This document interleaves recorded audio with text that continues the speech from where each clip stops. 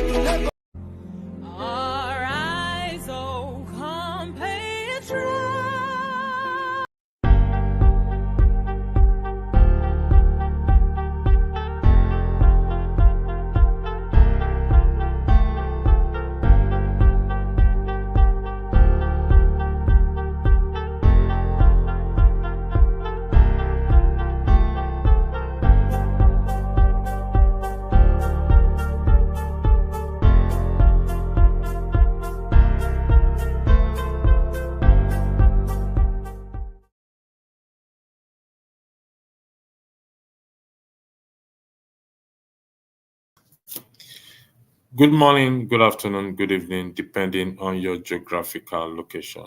Thank you for joining us this day. Again, another wonderful broadcast here that we will be having. Yesterday or 2 days ago, we discussed the issue in respect to Sunday Igawo's action of going to the Parliament, the UK Parliament, seeking for the UK government to recognize the Yoruba nation. And I think we missed the point. Now, we will be looking at it. We acknowledge unfairness going on, and also this is not about tribe or trying to promote tribal bigotry here. But here is a question before us. According to this,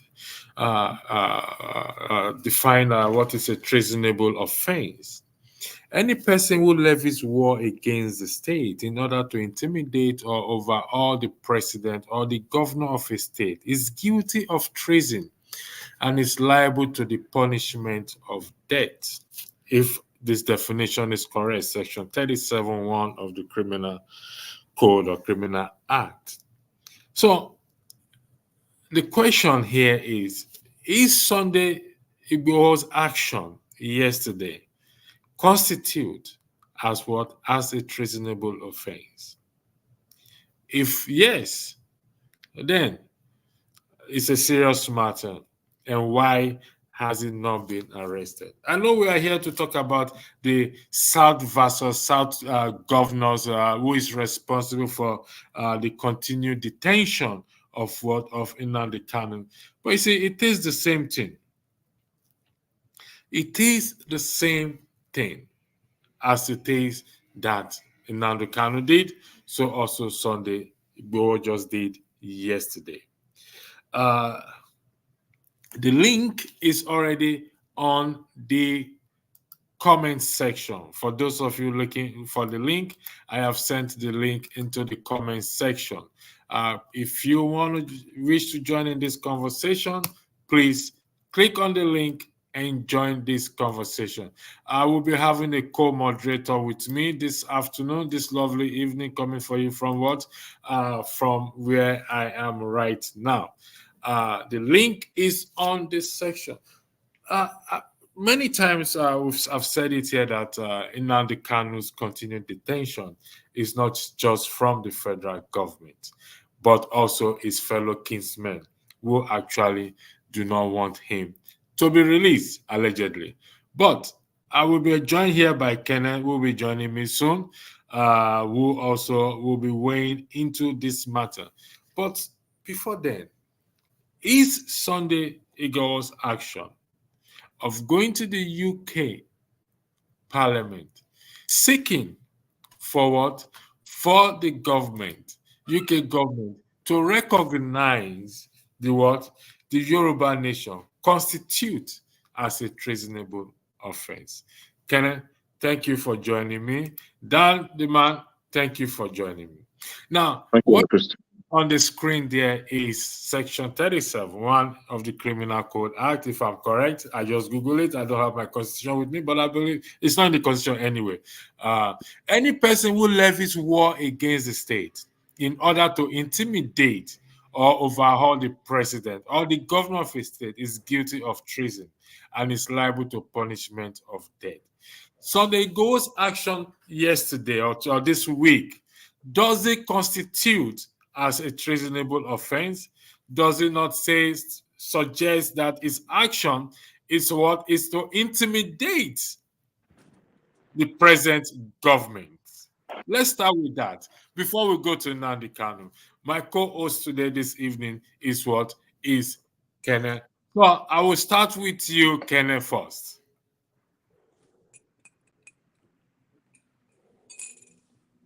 Okay, talking about Sunday Igbo, right? Igbo. I don't know if I got the spelling of the name correctly. In terms of whether what he has done constitutes treasonable felony or not is a very big question that we need to answer sincerely, because Nigeria, as it is today, we all know that there is something they call freedom for right for what they call it a referendum, right? So if you have a right for referendum in Nigeria, and I think this is my personal opinion, and I think what Sunday Igboho and his people are asking for is just that right for self-determination or referendum, as you may call it. But on the side of the government, they may be seeing it as a treason or a treasonable offense. The question here is, what does the Constitution state? Is the Constitution saying that what he did is indeed a treasonable offense or not? And this is something that we all have to look into and come up with the, okay, look at what is on the screen there. Can you see what is on the screen there? Mm-hmm.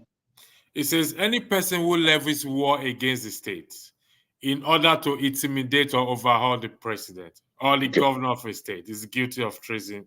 Is liable. Now, going to another country, seeking for that other country to recognize Yoruba as a state of its own, does it not appear to be intimidating?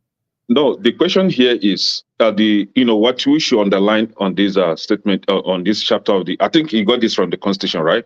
No, the Criminal Code Act. Is the word war. And I don't think that, this is my personal opinion, I don't think that Sunday Igboho is waging any war against the government. I think that he's following the legal process of self-determination. When you use the word legal process, do you have anything to back it up? Any reference, anything to back it up with? That was why I said that we need to look into the Constitution and see what the Constitution states. That is it legal for one to write a statement or write a request calling for self-determination? Because I think that's what Sunday Igboho is doing. He drafted a request or kind of a plea, for self-determination. Okay. We'll come back to that. Let's stay on the subject. Let's stay on the main topic. We'll come back to. I deliberately brought it up first, just to say your views on. Mr. Tony, welcome. Revolution to come. I don't know who came in first. I think it's Mr. Revolution. Now the topic is the South versus Southeast governor, who is responsible for now this Kanu continuous detention. We're all familiar with this statement that a man's enemy is among his own foe. And Sowore was in prison. He has been released. I think the same Sunday Igbo was also in prison previously. If I am correct, if I am wrong, I stand to be correct. He has been released. Nnamdi Kanu is still in prison. He has not been released. Same charges. However, we have the South and the Southeast governors. We have the lawmakers who are his fellow kinsmen, who today have not done anything whatsoever to ensure that what is released. The recent lawmaker who submitted the motion to have Tinubu's university, I also stand to be corrected by his name, is an Igbo man, if I am correct. So I will start with Mr. Tony. You have 3 minutes. Are these people, the Ohanaeze Ndigbo, the South versus the Southeast governor, are they the one responsible in keeping Nnamdi Kanu in prison to date? Good evening, everybody. Those who are listening, those who are on the platform, thank you for joining. First of all, let me correct something here. It's not quite true that you haven't had people from the Southeast calling for the release of Nnamdi Kanu. But I think it's important to lay the background to the travail of Nnamdi Kanu.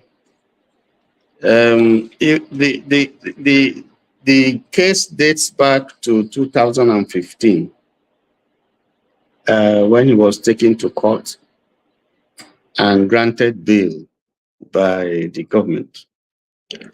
In 2017, following the invasion of his family house and people were killed, I guess his parents, he escaped and went abroad. And then from there, he continued his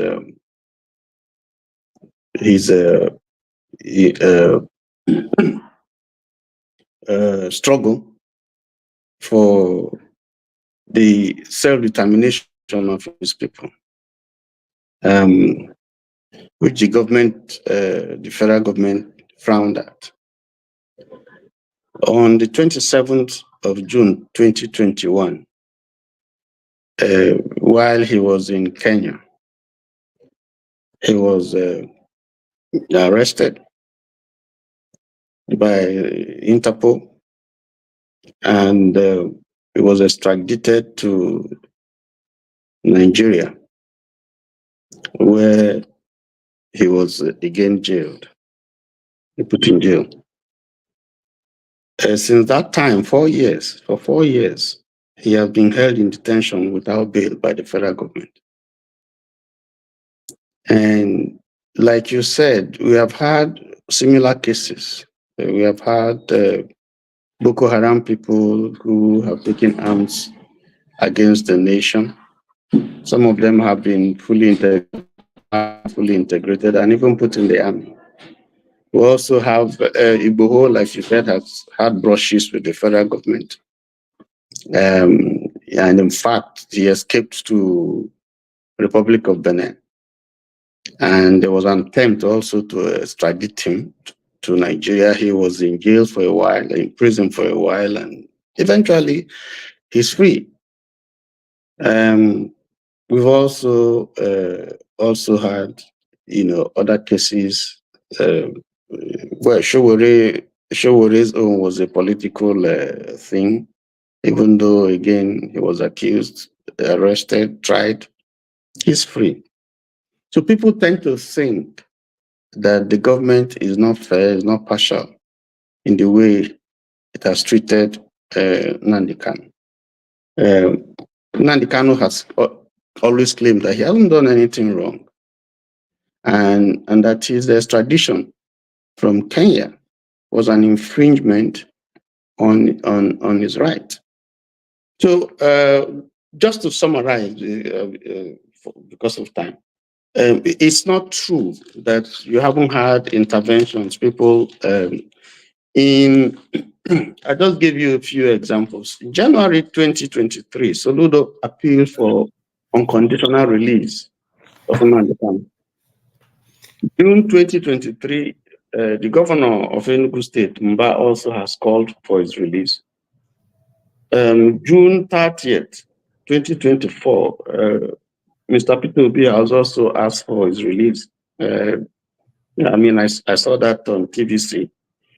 We have had Showore also call for his release. We have had 50 members of House of Reps call on federal government to release Nnamdi Kanu. We have had Southeast governor. Yes. Mr. Tony. Go on. Yes. Mr. Tony, you said that last statement you made. You've said you've had 50 lawmakers call for his release. Yes. These are lawmakers. Yes. These are those who, correct me if I'm wrong, make the laws. Yes. And you had 15 senators from the Southeast led by Baribe. These are the people who make the law. And if the federal government is not respecting the law, or the judiciary who has to give the interpretation of the law, in your own opinion, sir, what should the lawmakers have done? Particularly those from the Southeast or Southwest, if you don't mind me asking that question. Well, you see, people have read all kinds of motives to the struggle by Nnamdi Kanu. So much so that when they see any Igbo man, they say it's IPOB. Obi has been called IPOB. Sir, I want us to focus on the question I asked. The question I asked is, the lawmakers, you make law, the judiciary interprets the law. So if you make the law and the judiciary who interprets the law either interprets it wrongly or refuse to abide by that law, what should the lawmakers do, particularly the one from the Southeast? That's what I said. I said the lawmakers, what can they do?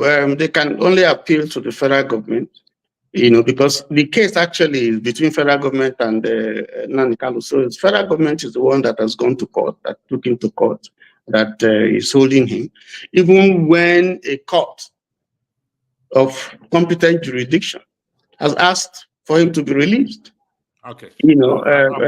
I'll come back to you, sir. So I'll come back. The floor is yours, please. Thank you.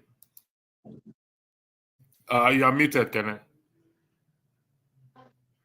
I think what Mr. Tony is trying to explain is something that most of us are aware of it. However, the question now remains that is the call for Nnamdi Kanu's release from these so-called Southeastern governors, is it just for political gain, or were they truly and sincerely advocating for his release?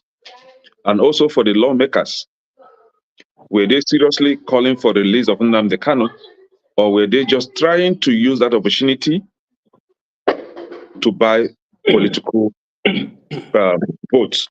Because you and I know that when it happens in the North, the Northern leaders, the governors especially, will always come together, work with their lawmakers, their representatives, and they will all speak in one voice. Now, the question now is, when it comes to Southeast, why is it that we are not seeing that similar force, just as we've seen from the North? Why is it that the South in its entirety are divided? What I mean the South, the Southeast, the Southwest, and the so-called South-South.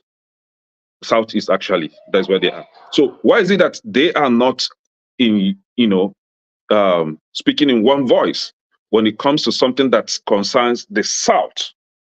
Why must there be continued division among the Southern region? But when it comes to the North, they always stick together and speak in one voice. And whatever they go for, they will always get it. And that's actually confirms that mantra that, is in Igbo actually, right? When you work together, you achieve a better result. So why is it that there is division in the Southeast, other than in the South, unlike what we have in the North? So we have Ohanaeze accusing the Southeastern governors of stalling that the release of Nnamdi Kanu until 2027. So why are they accusing the Southeastern governors if sincerely the Southeastern governors were truly calling for the release of Nnamdi Kanu?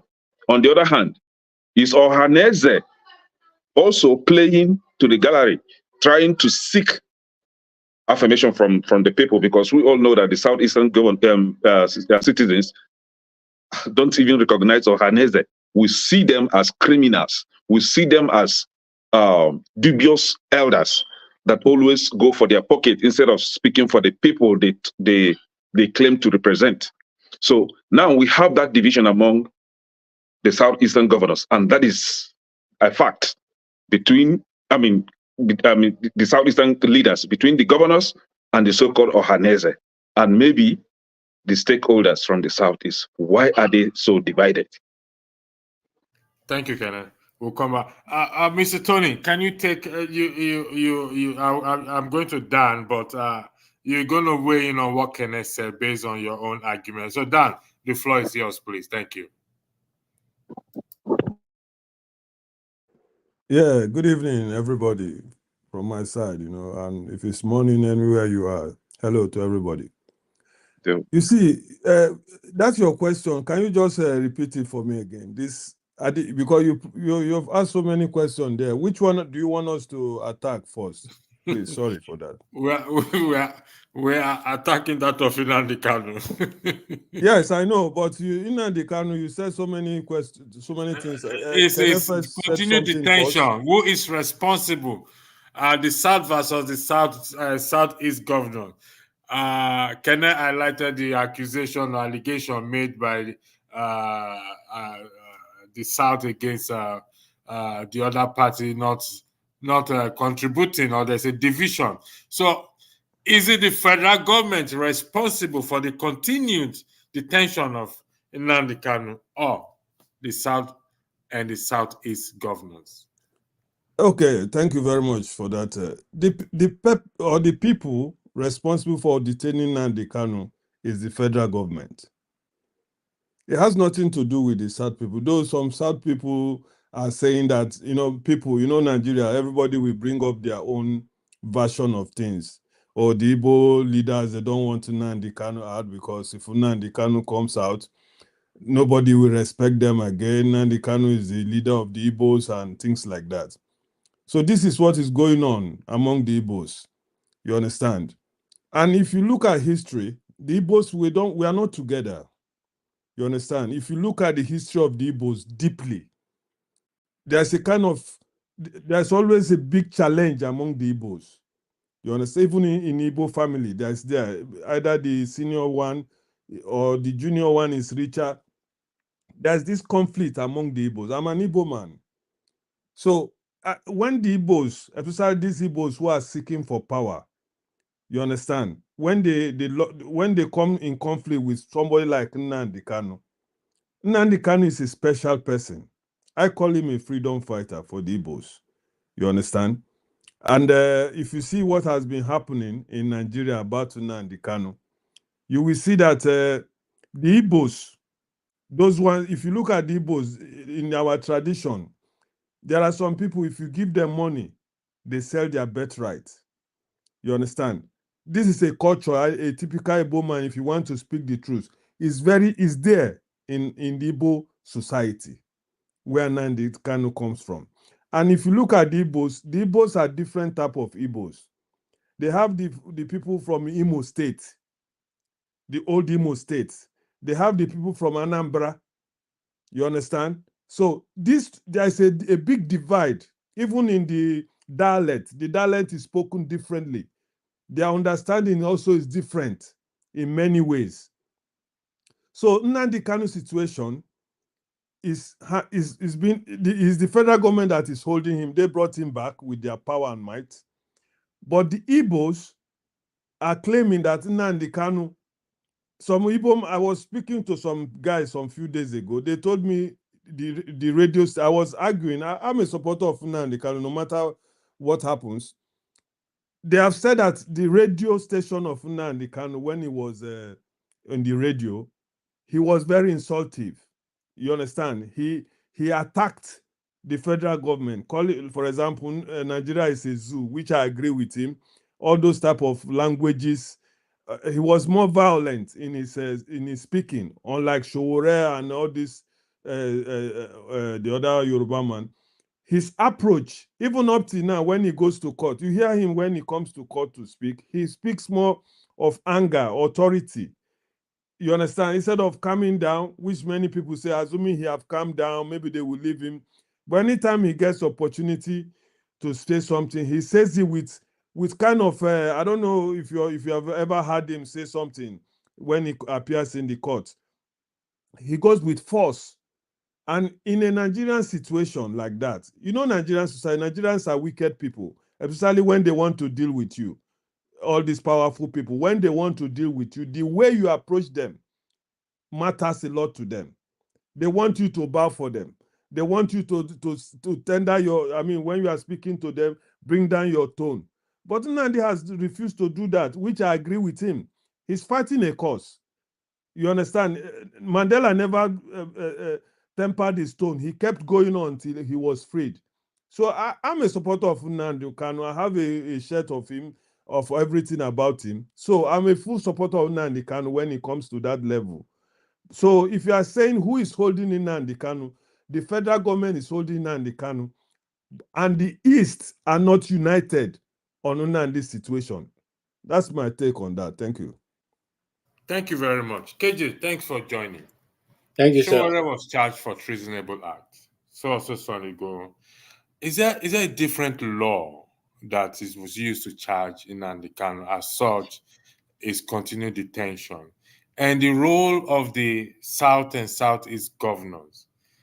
Because it's confusing as to why is continued detention. They say what is good for the goose is good for the gander. You're a journalist, a seasoned one, and you probably will also know a bit of the law.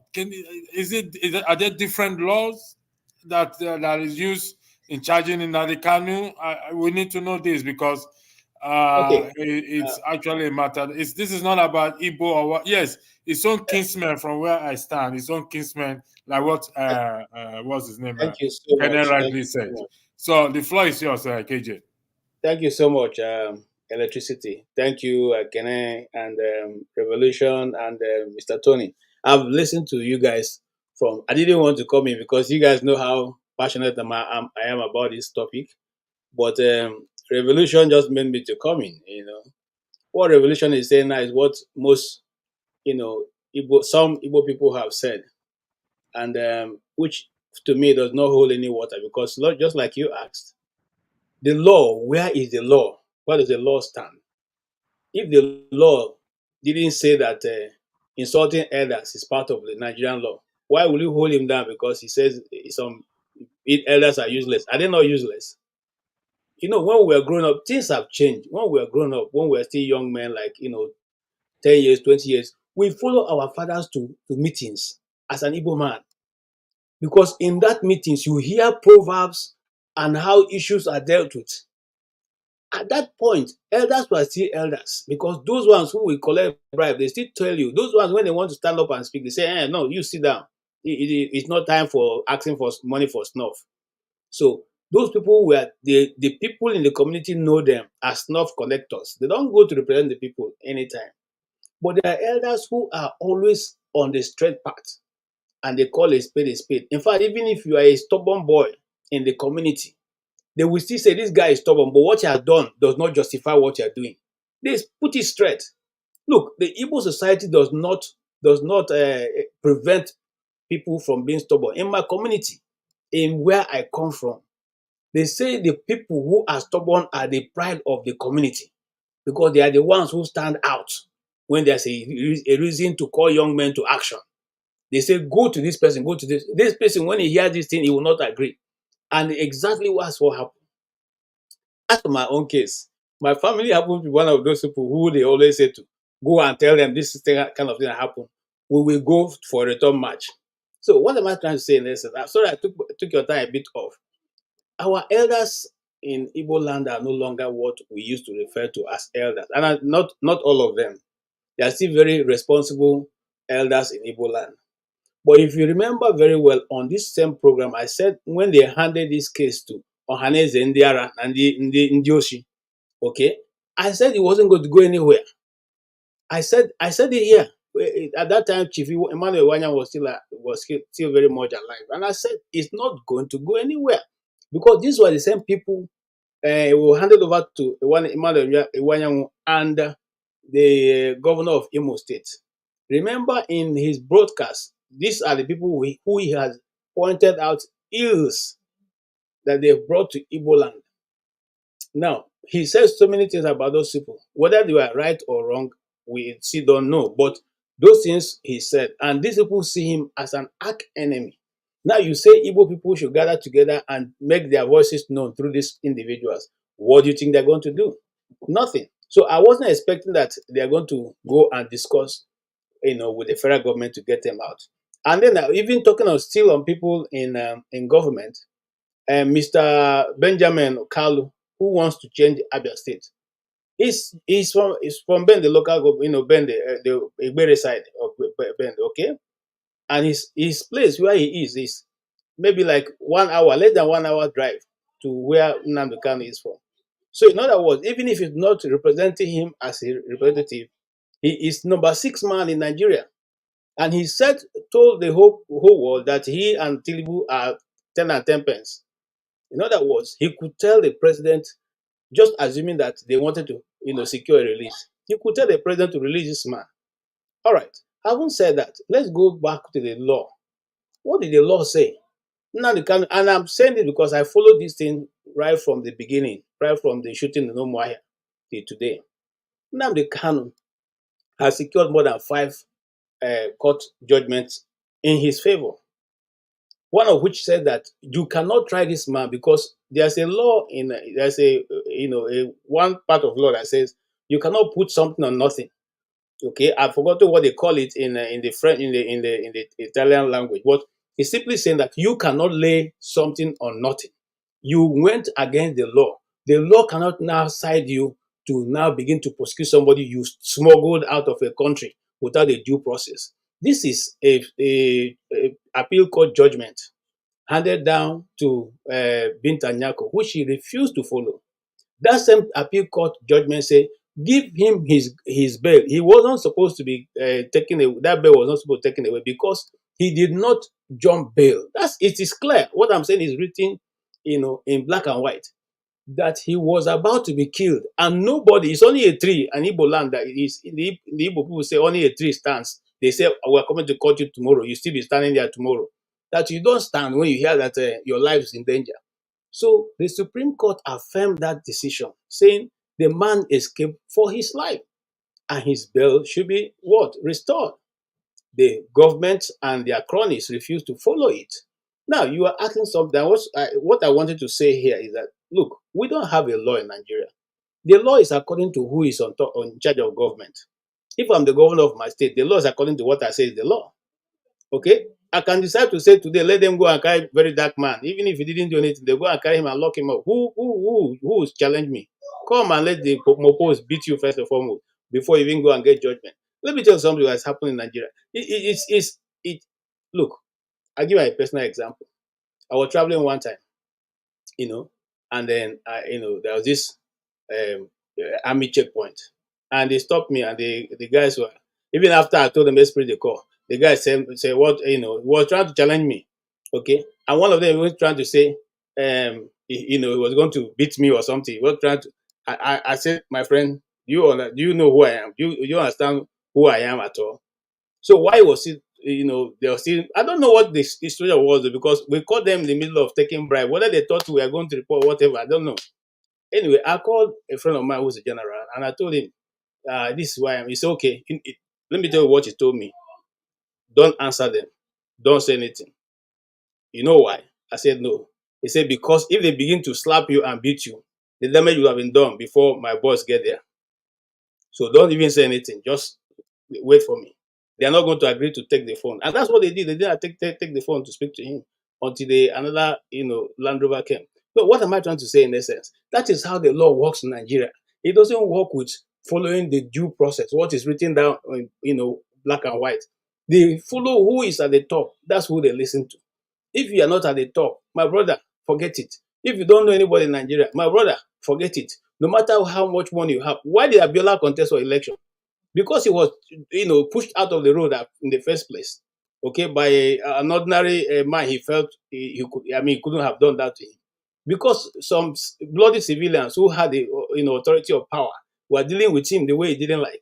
So coming back to the Nnamdi Kanu's case, you see, that man will only be released if youths, young men, and other, it may not even be Nigeria, I mean, Southeast, other people intervene on his behalf.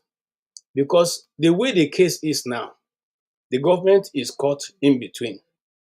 You cannot say you should go, because you don't know whether he's going to sue people for wrongful detention.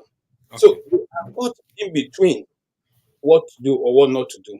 But in the face of that, I want to strongly say, and agree with those who have spoken before me, there are people in the East who are also satisfied in his being detained, because they know if he comes out, just the small example he showed in Ebonyi State, okay, is going to be replicated. When he says, okay, Tony cannot contest, people say, oh, we agree.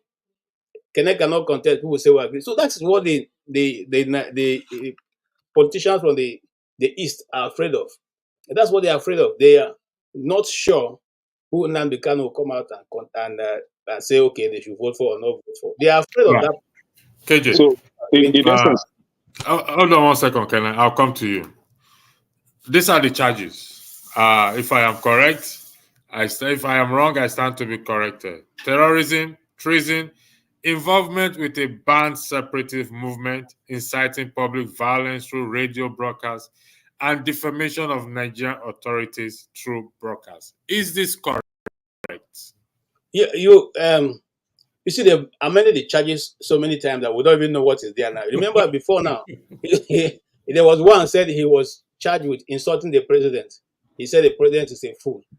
And okay, if that is it, that means every one of us, including Mr. Tony, who does not insult anybody, should be in prison. Yeah, that was part of the charges first. That was part of the charges. Okay. Now, let me tell you, let me start with Mr. Tony. I'm coming, and I'll round up with that. The Okay, go ahead. problem is with their last charges they submitted to the court. Okay, Nnamdi Kanu's lawyers was able to ask them, which was the reason why the Supreme Court quashed everything. Said, where did Nnamdi Kanu commit the treasonable felon that you are charging him for? You said it was through a broadcast. Where was the broadcast held? The broadcast was in London. They cannot say in London, because if they say in London, it's outside of the jurisdiction of Nigerian courts. So based on that, they went to rewrite, just like they're doing with one man in America now. They went to rewrite the thing again and remove London, okay, and just said that he defamed Nigeria and the federal government in the broadcast. And that is what Murtala Nyako wants to sit over, instead of simply saying, look, I don't want, dismiss the case, okay? And you have held this man down for 5 years now, counting. You are going to 5 years now, okay? And still, nobody is saying anything. And those righteous individuals who have been saying that the Kanu wasn't doing it, he was insulting everybody, was doing it. What have they done since Nnamdi Kanu was locked up? Okay? For Simon Ekpa, will we even hear anything anymore since the time that Nnamdi Kanu was put in prison till today? Will you have heard anything at all? Has anybody done anything that have moved the needle from that point. Those who said it's insulting people, what have they done to actualize what is going on? All right. Let us not talk about Sunday Igbohun, because if you go back and read the history of Sunday Igbohun before he became prominent the way he had become, I'm sure that you will not be able to also say certain things here. Okay, but let's leave it at that. Let's call everybody now a freedom fighter and classify them as that. Thank you. Okay, thank you very much. I will go around again. 5 minutes. 5 minutes each. So I think. Go ahead. Yeah, I think I will agree with Mr. KJ, 99.9%. And my agreement with Mr. KJ is in response to your question, which was, what the allegations against Nnamdi Kanu, treasonable, whatever, those nonsense that they wrote there. But the fact is, those charges has been dropped already. The secession group or terrorist group they referred IPOB to be, that has also been dropped. And the question now is, what are they charging Nnamdi Kanu of? They have nothing, like Mr. KJ stated. You can't charge somebody on nothing. You broke the law, the law. You broke the law, and you cannot proceed with persecuting Nnamdi Kanu since the law has been broke already. So you have, for you to follow the for you to actually charge Nnamdi Kanu, you have to follow the due process. You have to return him back from wherever you picked him up from. Then you follow the legal process. Now, while KJ was saying, giving his speech, he said that that both, I think he was trying to allude that both the Ohanaeze Ndigbo and Southeastern governors are not being truthful to themselves. And I agree with him. My thoughts actually is, could this be a calculation at play? Because it's either this bunch of, sorry, I have to, maybe if I use this word now, I'll be committing treason again now.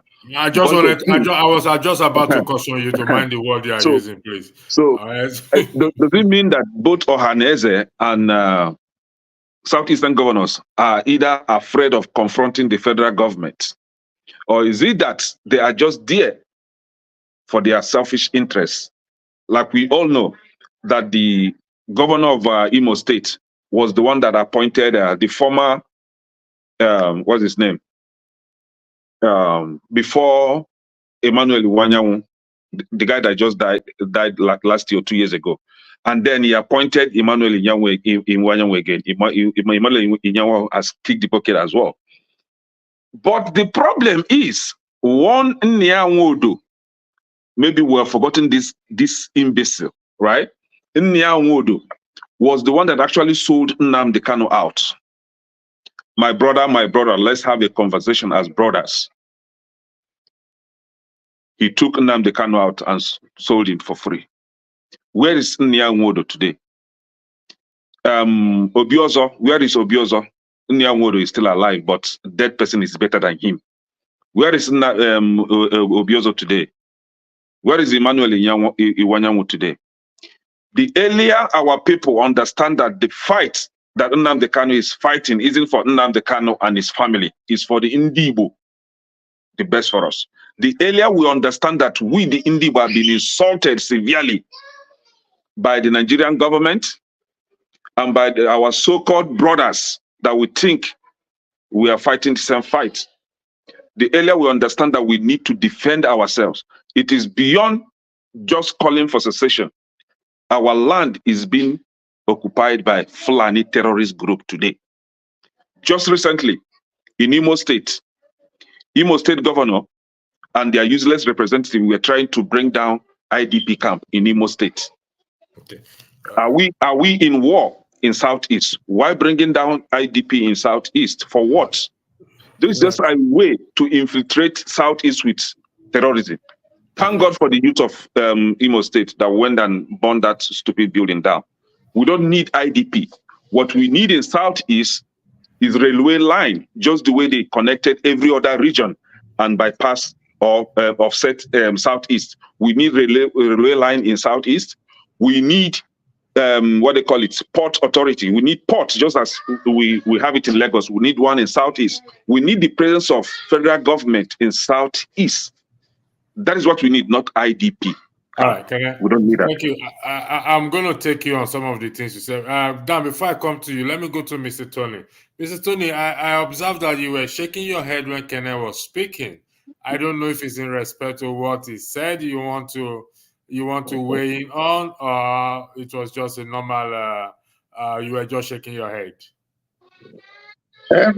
Yes, there were a few things that he said that are not correct. But let me start by agreeing with KJ, because he brought in some clarity into this issue, this case of Nnamdi Kanu. Not being a lawyer, I can only speak as a layman, and I can only speak the things that I have read. Now, the case, there's a charge against Nnamdi, seven count charge of treason against Nnamdi Kanu. And like KJ said, the part of the defense, what the defense claimed, is that the offense that was said to have been committed by Nnamdi Kanu was done outside the jurisdiction of Nigerian courts. And by that, that being the case, they do not have jurisdiction to try him. He has made that point. Secondly, the defense has also indicated that the way and manner through which he was brought into Nigeria was an infringement on his fundamental human rights. And against that background, when the case was brought to court, the appeal court looked at the case in 2022 and discharged him and acquitted him. But the federal government appealed that judgment in the Supreme Court. And on December 15, 2022, the Supreme Court ruled and nullified the judgment of the appeal court, which was headed by Justice Adefope Okoje, and asked that the case be retried, again by the lower court. And that's the stage where we are now. So there's a 7 count charge against Nnamdi Kanu by the federal government. So it's not true. Okay, Mr. Tony, what was the ground? What was the ground that the Supreme Court used to dismiss the judgment and was asked to be retried, please, if you don't mind? Well,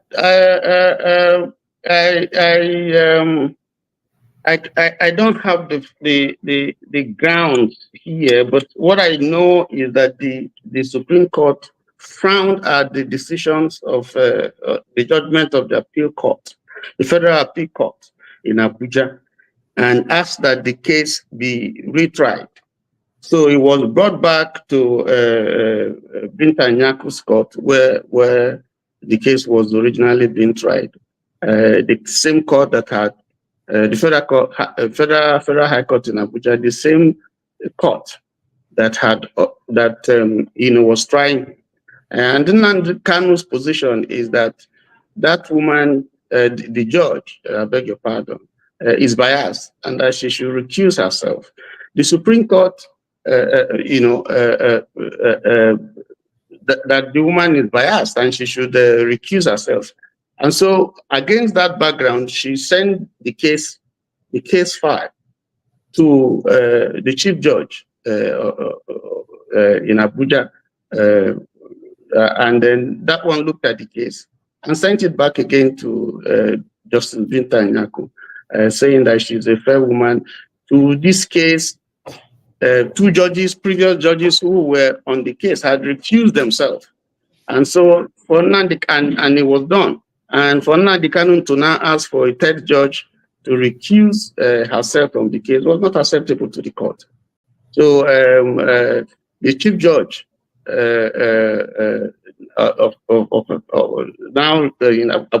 now decided that Miss Justice Binta Nyaku should retry the case, and so that's where we are. But the point, so the point is that it's the federal government that has taken Nnamdi Kanu to court, and the federal government is the one that has that can only ask for, maybe the Attorney General is the only one that can advise the president to, give an order of mandamus or nulli prosecute, so that Nnamdi Kanu will be freed, or at least be granted bail unconditionally. Here is what is confusing. I said it earlier. Well, they said what is good for the goose is also good for the gander. If the charges has been amended over time, yes, meaning that it was reduced. Okay. It was amended when Nnamdi Kanu, like KJ said, when Nnamdi Kanu told the court, when his lawyers told the court that they don't have jurisdiction to try him because the offense that they are alleging that he committed was in the UK. So how can you try me in Nigeria for offense that was committed in the UK? So let's look at it this way. Sorry for interjecting. Okay. Yes. If they said if you are, I mean, you can amend charges. I've seen a case where the charge, but in this case, the argument is the Nigerian government don't have the jurisdiction or the authority to try. So should that be amended or be quashed?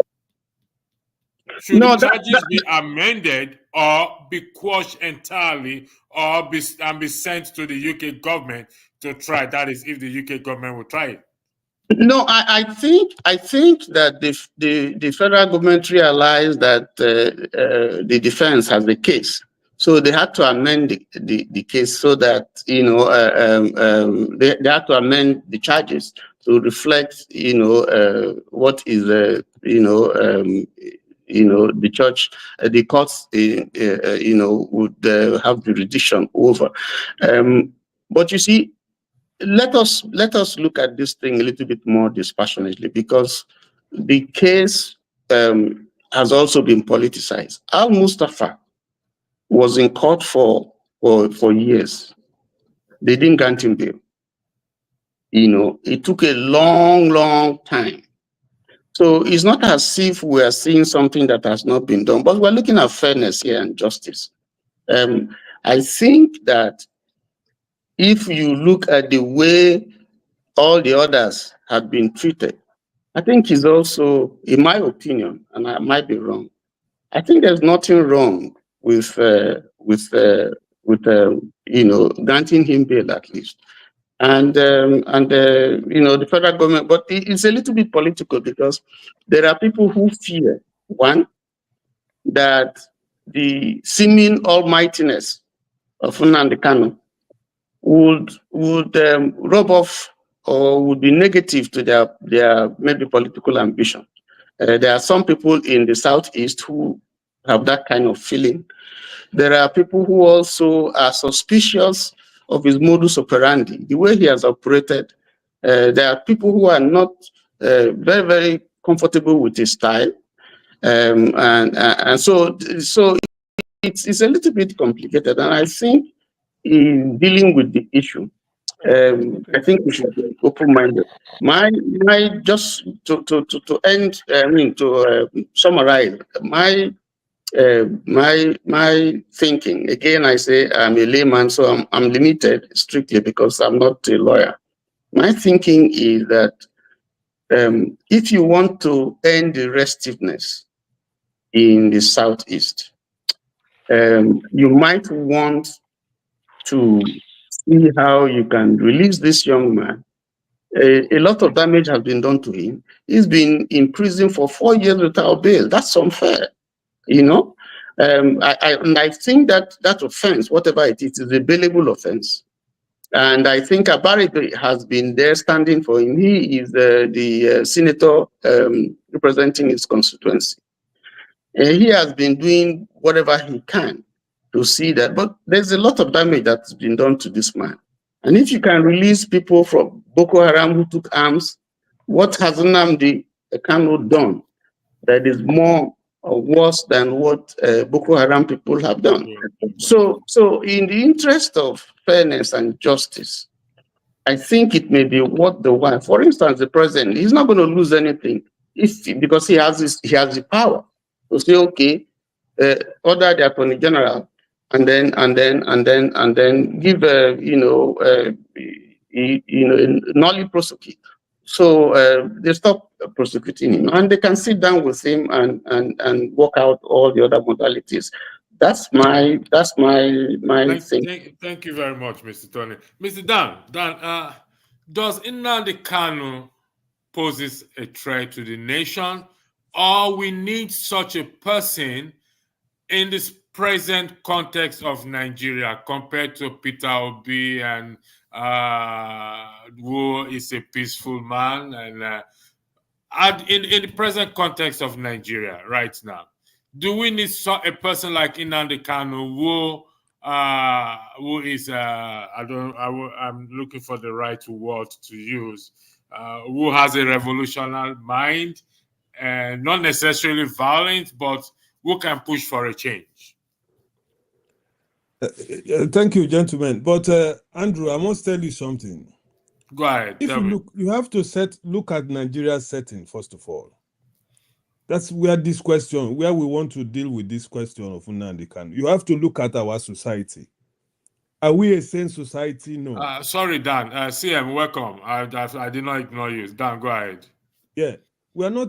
Nigeria is not a sane society. Nothing works how it's supposed to be in Nigeria. What Nnamdi Kanu is undergoing is punishment from the big boys. No matter what the courts will say, this is, oh boy, you want to tell us you are stubborn? Okay, we don't get you. We go show you pepper, which is a normal statement in Nigeria. That's what is happening to Nnamdi Kanu. You understand me? If you now, to answer your question, whether we need people of his temperament in Nigeria, Obi is soft in our own view. Nnamdi Kanu is this type of guys. They don't care what you will do to them, where they are. Even in the courts, he still, when he speaks with authority. You understand? And these guys, Nigeria being a country that doesn't respect nothing, no law in that country, nothing works. If you become tough to these guys who have the power in Nigeria, they will punish you. Nnamdi Kanu is just undergoing the normal Nigerian punishment. That's all. Nothing. Nnamdi temperament, of course, we need people like that. If, for example, someone like Peter Obi now that has got a lot of backing, you understand? If Peter Obi has such temperament, you understand? You will see that he will be in a different scale now because he's part of the system. The people are behind him, and he's trying to fight for his right that he won the election, for example, last election. If he has this type of Nnamdi temperament now, we can understand that. But people like Nnamdi Kanu, who is fighting for the division or for the Biafran state, because the Igbos are not respected in the Nigerian society or Nigerian whatever it is. This is where he's fighting. And for example, for instance, I used to mention something about revolution, but some people don't understand what I'm talking about. The system that Nigerian is running, we have to break that system off so that people like Nnamdi Kanu, people like Peter Obi, then we have a chance. But if the system remains how it is today, Nnamdi Kanu has been to court many times now. They freed this guy. Even they awarded him. There was one of the cases they even freed him and asked the government to pay him money. You understand? So all these things has been done. The normal system has been followed. But our Nigerian system, which we always try to ignore sometimes when a case like this comes up, when we are discussing like this, we should not forget the system in Nigeria. You understand? Because if we want to overlook that system and talk about the courts and use these technicalities of the court and all these technicalities, you guys know better than me, nothing will change until we remove that system so that Nnamdi Kanu, if you go to court say free this man, immediately they will free him. But if the system remains, unfortunately, nothing will happen, no matter his temperament, or even tomorrow if we decide to be like Nnamdi Kanu, nothing will change. Thank you. All right, thank you. CM, welcome to this evening. You don't need introduction to this topic. However, looking at the topic, I believe you've seen the topic. Could you weigh in straight on the topic itself, which says South versus Southeast governors? Who is responsible for Nnamdi Kanu's continued detention? The floor is yours, CM. Okay, thank you, Electricity. Good evening, everybody. It's quite night here now in the UK. The simple answer is none of those options are responsible for Nnamdi Kanu this thing. They should have put the third option. The person holding Nigeria, holding in Nnamdi Kanu is none of those governors. It's just the government. Federal government decide not to release him. It's as simple as that. You know, the thing about going a bit further, the thing about Nnamdi Kanu's case is that either that some people deliberately want to sidetrack the main issue, why Nnamdi Kanu is still in detention, or they just want to, bamboozle people. Nnamdi Kanu is being held up till this moment simply for one word: he is Igbo. That's all. So As far hold on. In the matter of the law, yeah, can somebody be held because he's an Igbo? Don't forget, Showore was held, was charged for treasonable. I don't want us to go. Is it, like I said, it could be Kenneth that is held. It could be, let's say I am not an Igbo man. If I'm not. It could be anybody. So I don't want. So are you suggesting? Are you saying that? I mean, what do you base your premise on, that he was being held because he's an Igbo man? Well, my premise is this, Well, thank God you said what I base my premise on. Please. I think that was last Sunday. I wish I will bring in Dr. Dele. I think Dr. Dele Ogun, the guest we had on 90 Minutes Africa, either last week or so. Yeah, Dr. Dele Ogun, yeah. Somebody who read 80 books before he could produce one book. It's a research.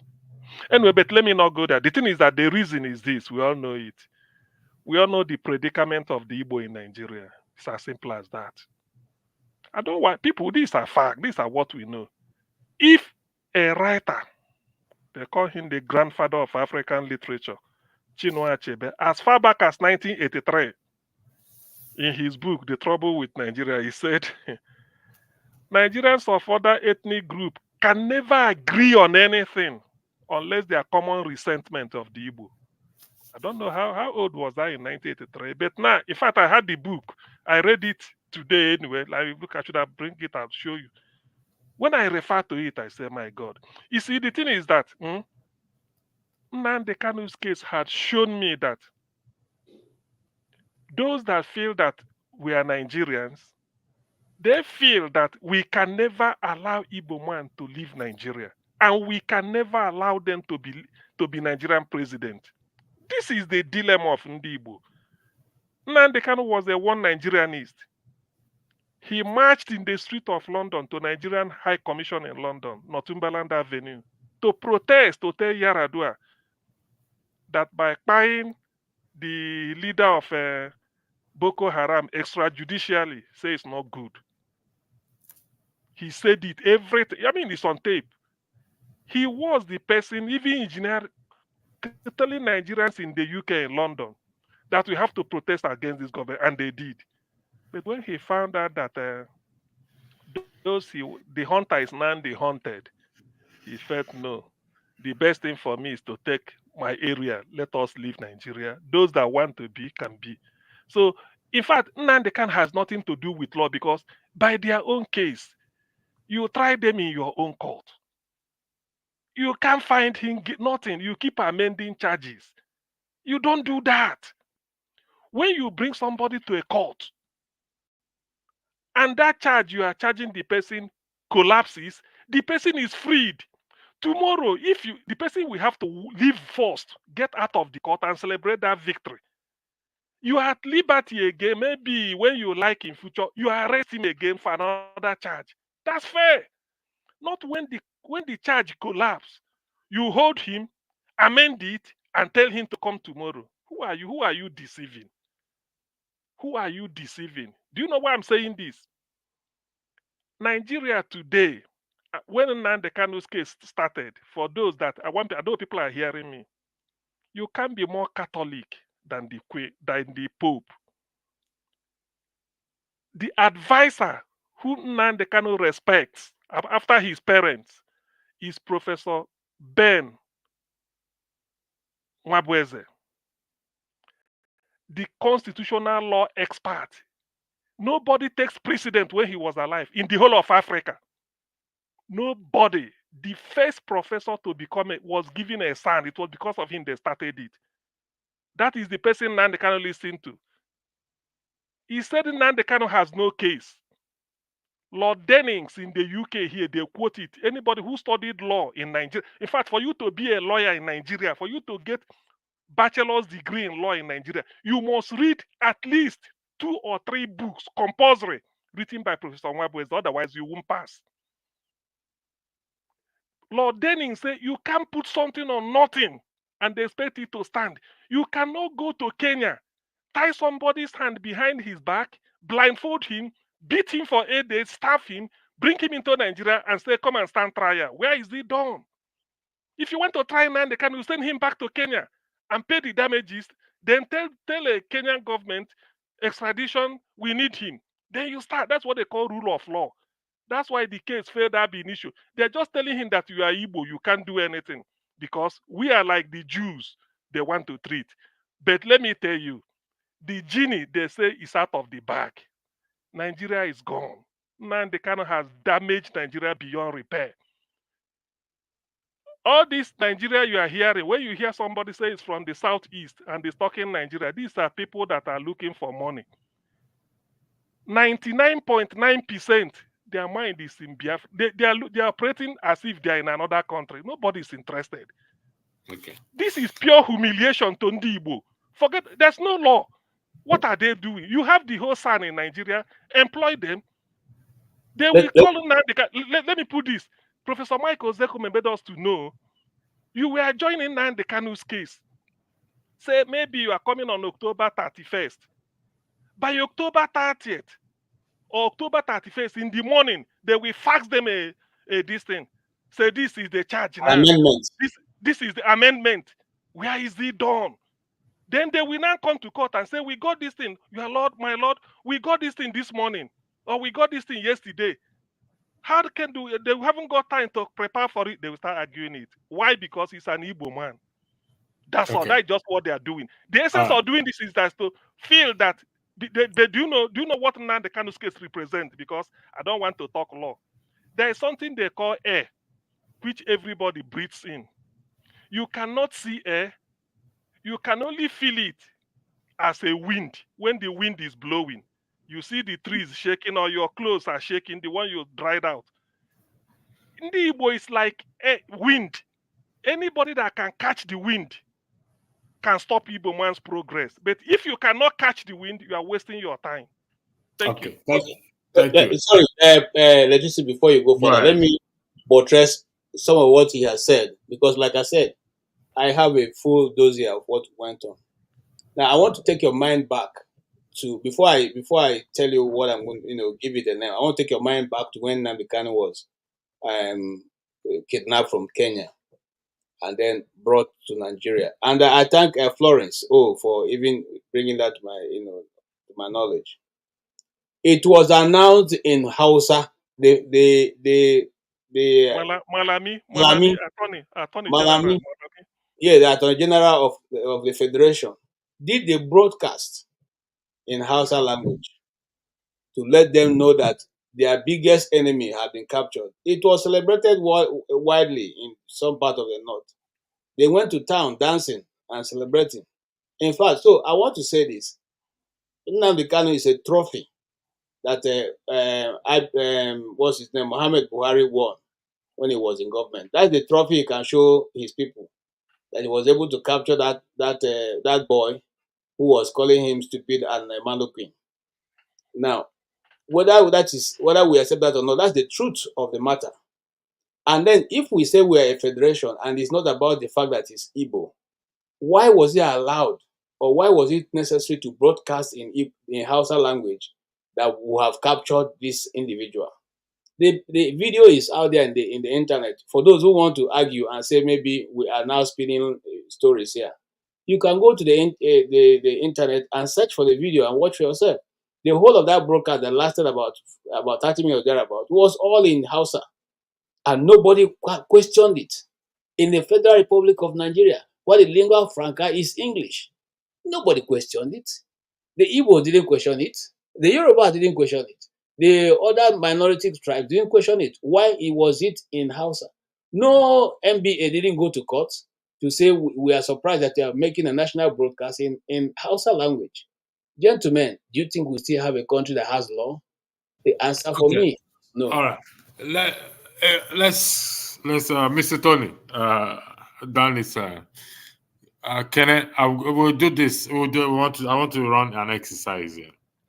Going by what CM said. Do you think, in your own opinion, if you don't mind, let's leave it as yes or no, I'm going somewhere. Do you think Nnamdi Kanu is being held down because he's an Igbo man? It's difficult to say yes or no, but I will say capital yes. Okay. Thank you. KJ, is that the same thing? Mr. Tony? Yes. Mr. Tony, okay. Do you think... And I have my reasons for saying yes. Yeah, so we'll come to me. that reason. I know. Mr. Tony, do you think Nnamdi Kanu is being held, his continued detention is because he's an Igbo man? No, that's a perception because of the way he's been treated. So people think, but I don't think that's the reason why. Can you give me your argument, please? Well, you see, there's an offense. There's an offense that has been alleged that he committed against the Federation. And we have, like I said, I mentioned Al Mustafa, we talked about Igbo, we talked about Showore. So it's not as if we haven't seen these types of cases, even though they may not be exactly the same thing. But all of them border on a threat to the nation. My own growl with the way he has been treated is that, this case has gone for a long time, and I don't see any reason why there cannot be a resolution outside court, because those other ones were resolved outside court. The young man has suffered a lot of, his family, just because of things that he has said, which the nation found offensive. But I think that in the interest of the nation and in the interest of the Southeast, because it's affecting trade, it's affecting security, lives and property, I think the same way that the government, or even the Niger Delta, as those cases were resolved, I think there's a need for the federal government to be a little bit more magnanimous and set the guy free. And they can set the parameters, and then, but there's a fear, not just by the federal government.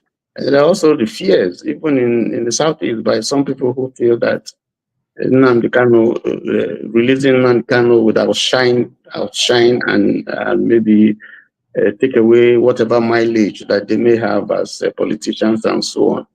And and so on and so forth. But to narrow it down to the fact, to a feeling that is because he's Igbo, for me, it would be too simplistic. Okay.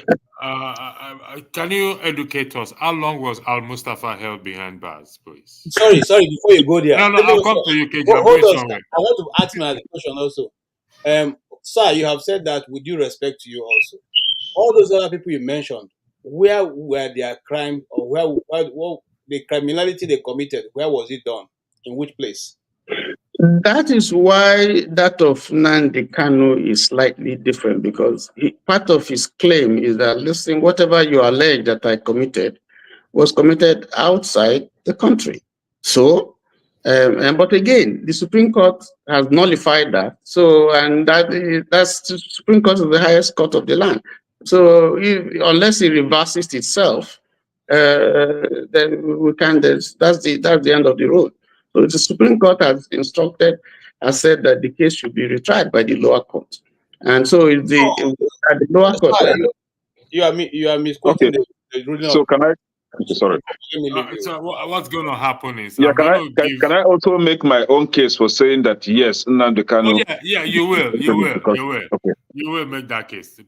You Okay, will. so I go ahead then. Jagun, welcome. I'll give Jagun the floor. Then we will now go to that question I asked. I have my own opinion on that. I shouldn't. I'm the moderator. I have an opinion on that. Kenneth co-moderating with me. So after Jagun speaks, we will go on a free flow discussion whereby moderating for me will be very, very minimal, so that I can give my own opinion. But Jagun, welcome to the show. I believe you've seen the topic, and so I will yield the floor for you. You have 5 minutes to weigh in on the topic. Thank you. So thank you very much, Electricity, and I greet all my brothers on the platform. Dan, we haven't seen you in a while. Oh, it's very good to see you. Nice to see you too, man. Thank you, brother. I didn't know. We spoke, I think it was on Wednesday, and you showed us that this would be a topic for today. And I felt it's an interesting topic. I haven't listened in for a long time. I was a bit busy at 9 o'clock, so I came in rather late. However, in coming in and seeing everybody, 5 people on the platform and myself, and of course yourself as a moderator, everybody's Igbo. And obviously, those who want to represent... Point of correction, everybody is not Igbo. I'm not Igbo. No, I sided you away. I said 5. Okay, all right. That not being a problem, because at the end of the day, every individual has to represent themselves. So the fact that there are 5 Igbo people here and myself and no one from any other region, it's I don't know if it's telling, but me personally, I'm not like that. I'm a person, I would show up at any occasion as myself because I'm unafraid and unapologetic. Now, where Nnamdi Kanu is concerned, me personally, I have a lot of issues with him himself. And I would like a one-on-one with him, a deep one-on-one. What I like, where I agree with many of his utterances over the years, I find myself not seeing him as a frugal and mindful leader. He may be a leader, but I don't see him as mindful. I feel he has many claims that can't be substantiated. They just can't. He can't substitute. He can't deal with me on the question of Biafra. I'll break him into 1,500 pieces. He cannot deal with me on that. And I know this. On a verbal level, whatever you think, Ekene, I know your thoughts, Ekene. I understand your thoughts, but he can't. Because what it is that when you come to a point of view of discussion on any subject, the reasoning within that subject has to be universal. It cannot be just cultural. It cannot be just your own. This is what I believe. So to hell with everybody else. There's nothing like that. And I know a lot of people follow that agenda in their mind. Now, when Nnamdi Kanu eviscerates the neighbors in Igbo, from Igbo land, the Ijos, the Ibibio, the Calabar, the Urobo,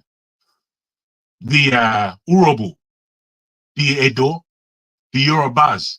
He just eviscerates them. And I'm listening to him and I'm thinking, is this palatable? Is it palatable to you to hear someone speaking like this about your neighbors? How are you making any relationship? How does that make a relationship between your neighbors to speak in them in such terms? That's where I have a massive problem with him. And as I said, if he's in front of me, he cannot deal with me. He won't be able to deal with me on an intellectual basis when we're speaking about this thing called Biafra.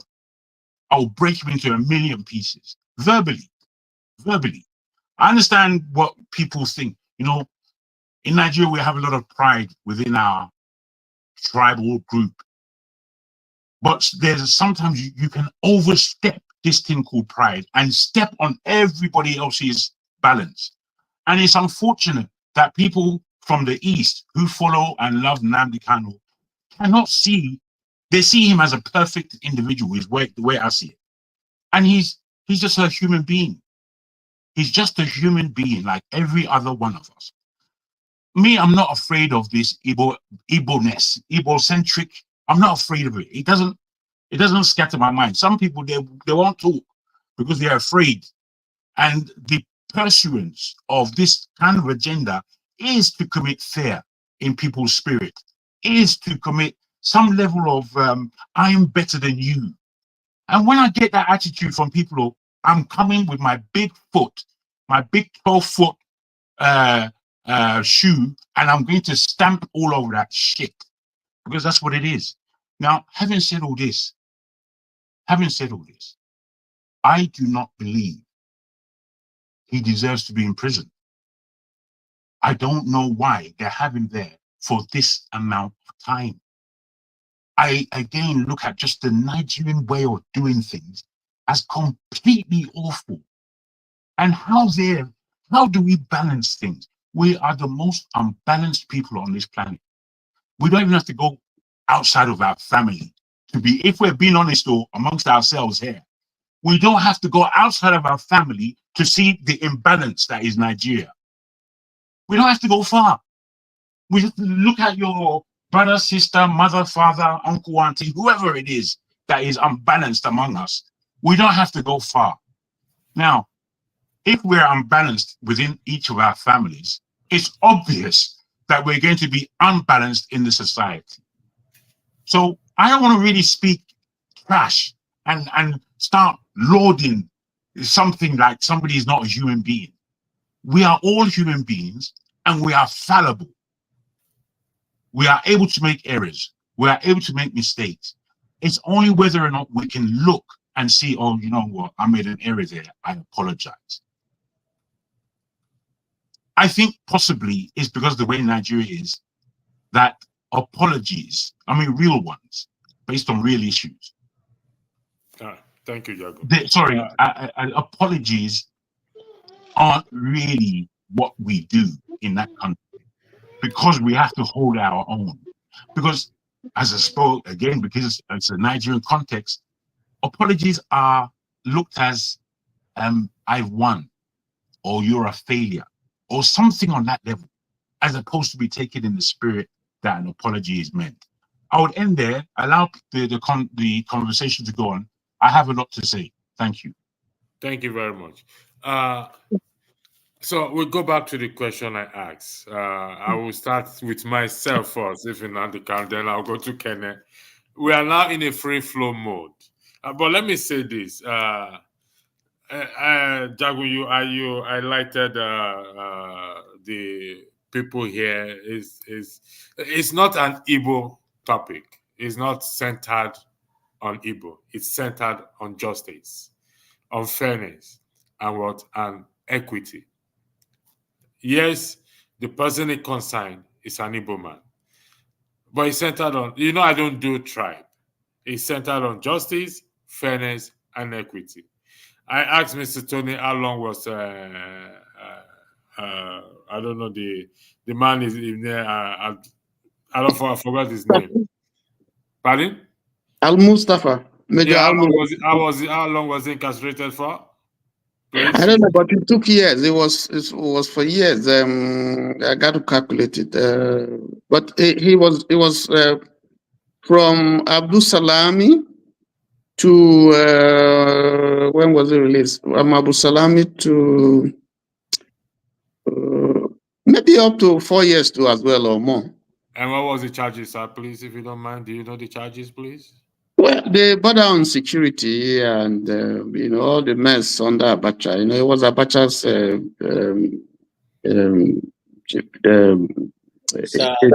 he was never charged. He was detained. Yeah. No, Okay. yeah, He was taken to court. He was taken to court. Different because Mustafa was one of the most powerful, in fact, if not the only powerful major in Nigeria after the one we read about, which is Major Chukwuma Nzogu. So it's a totally two different things.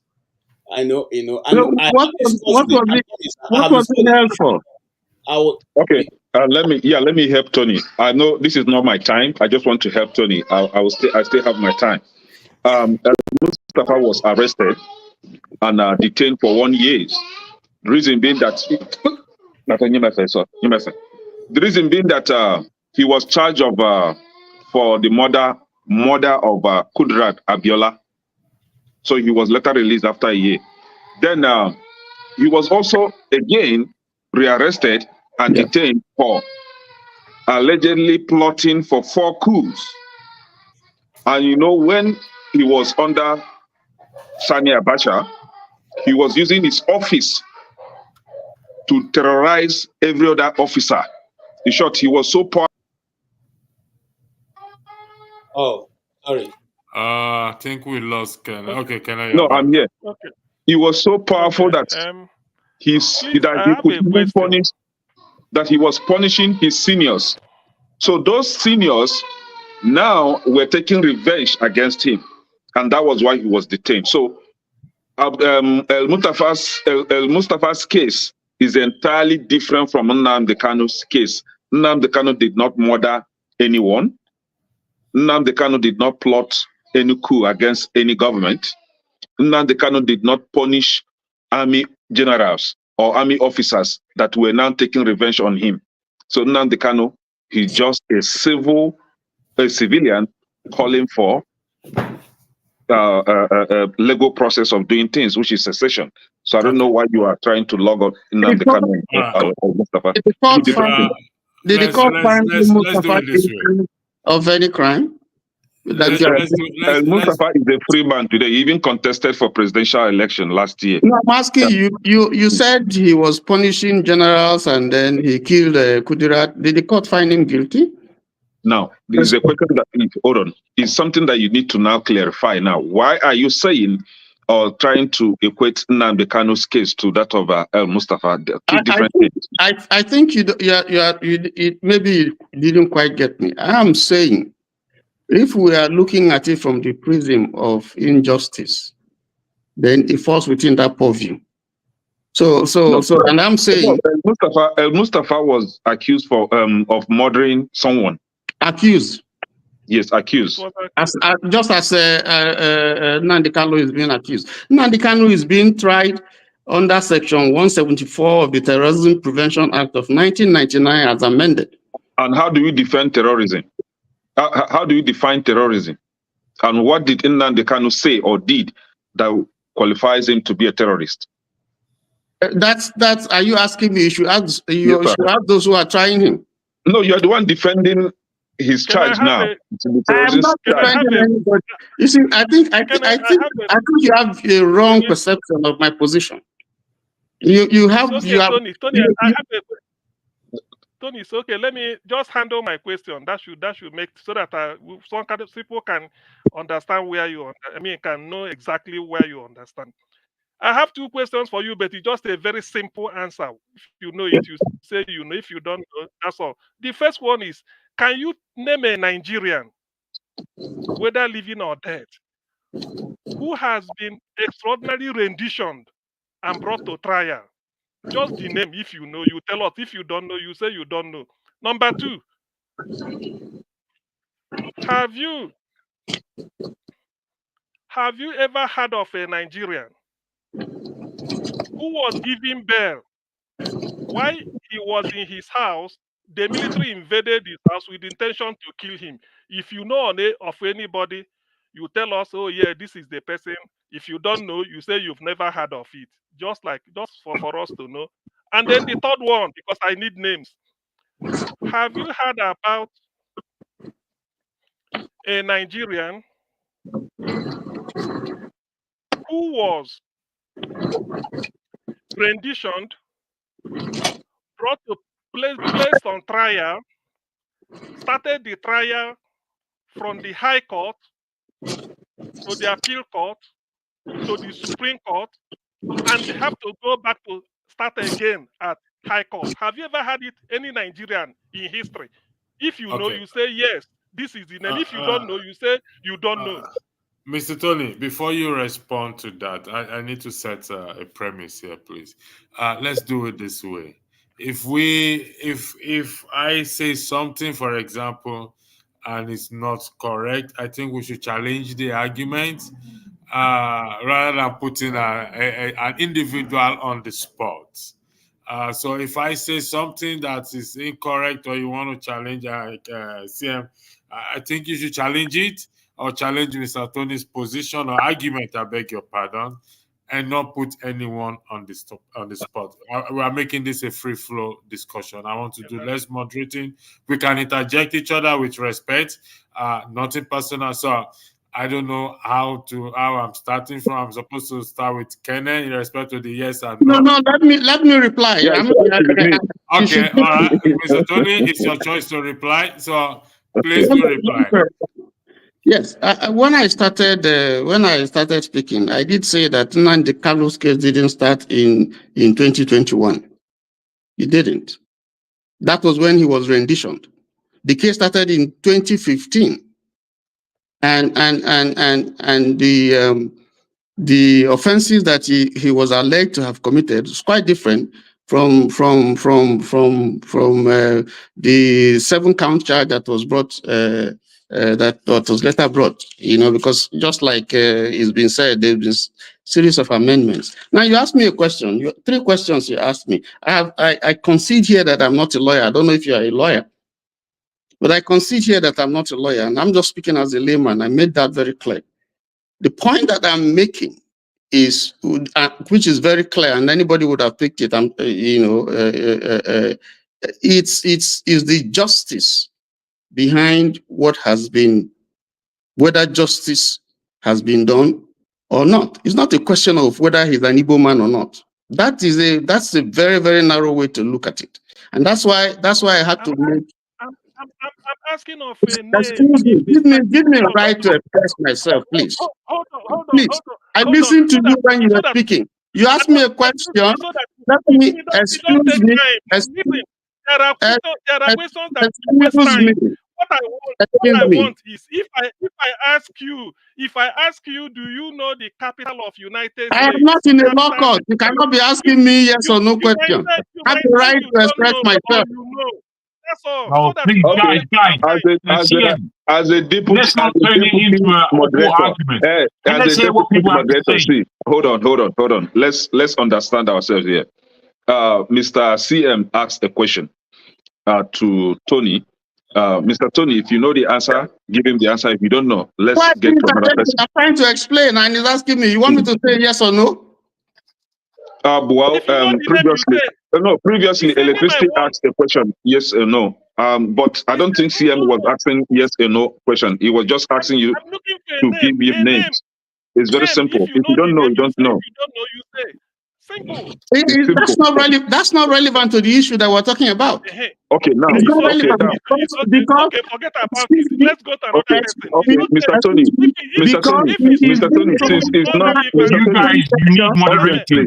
You guys need moderating. Mr. CM, it's very obvious. Yeah, it's very obvious he doesn't have the answer to your question. No, so let's forget about it. You can't say that. You are not in my mind. You can't say that. Mr. Tony, you can't say that. Listen. Let me come in here. Mr. Tony.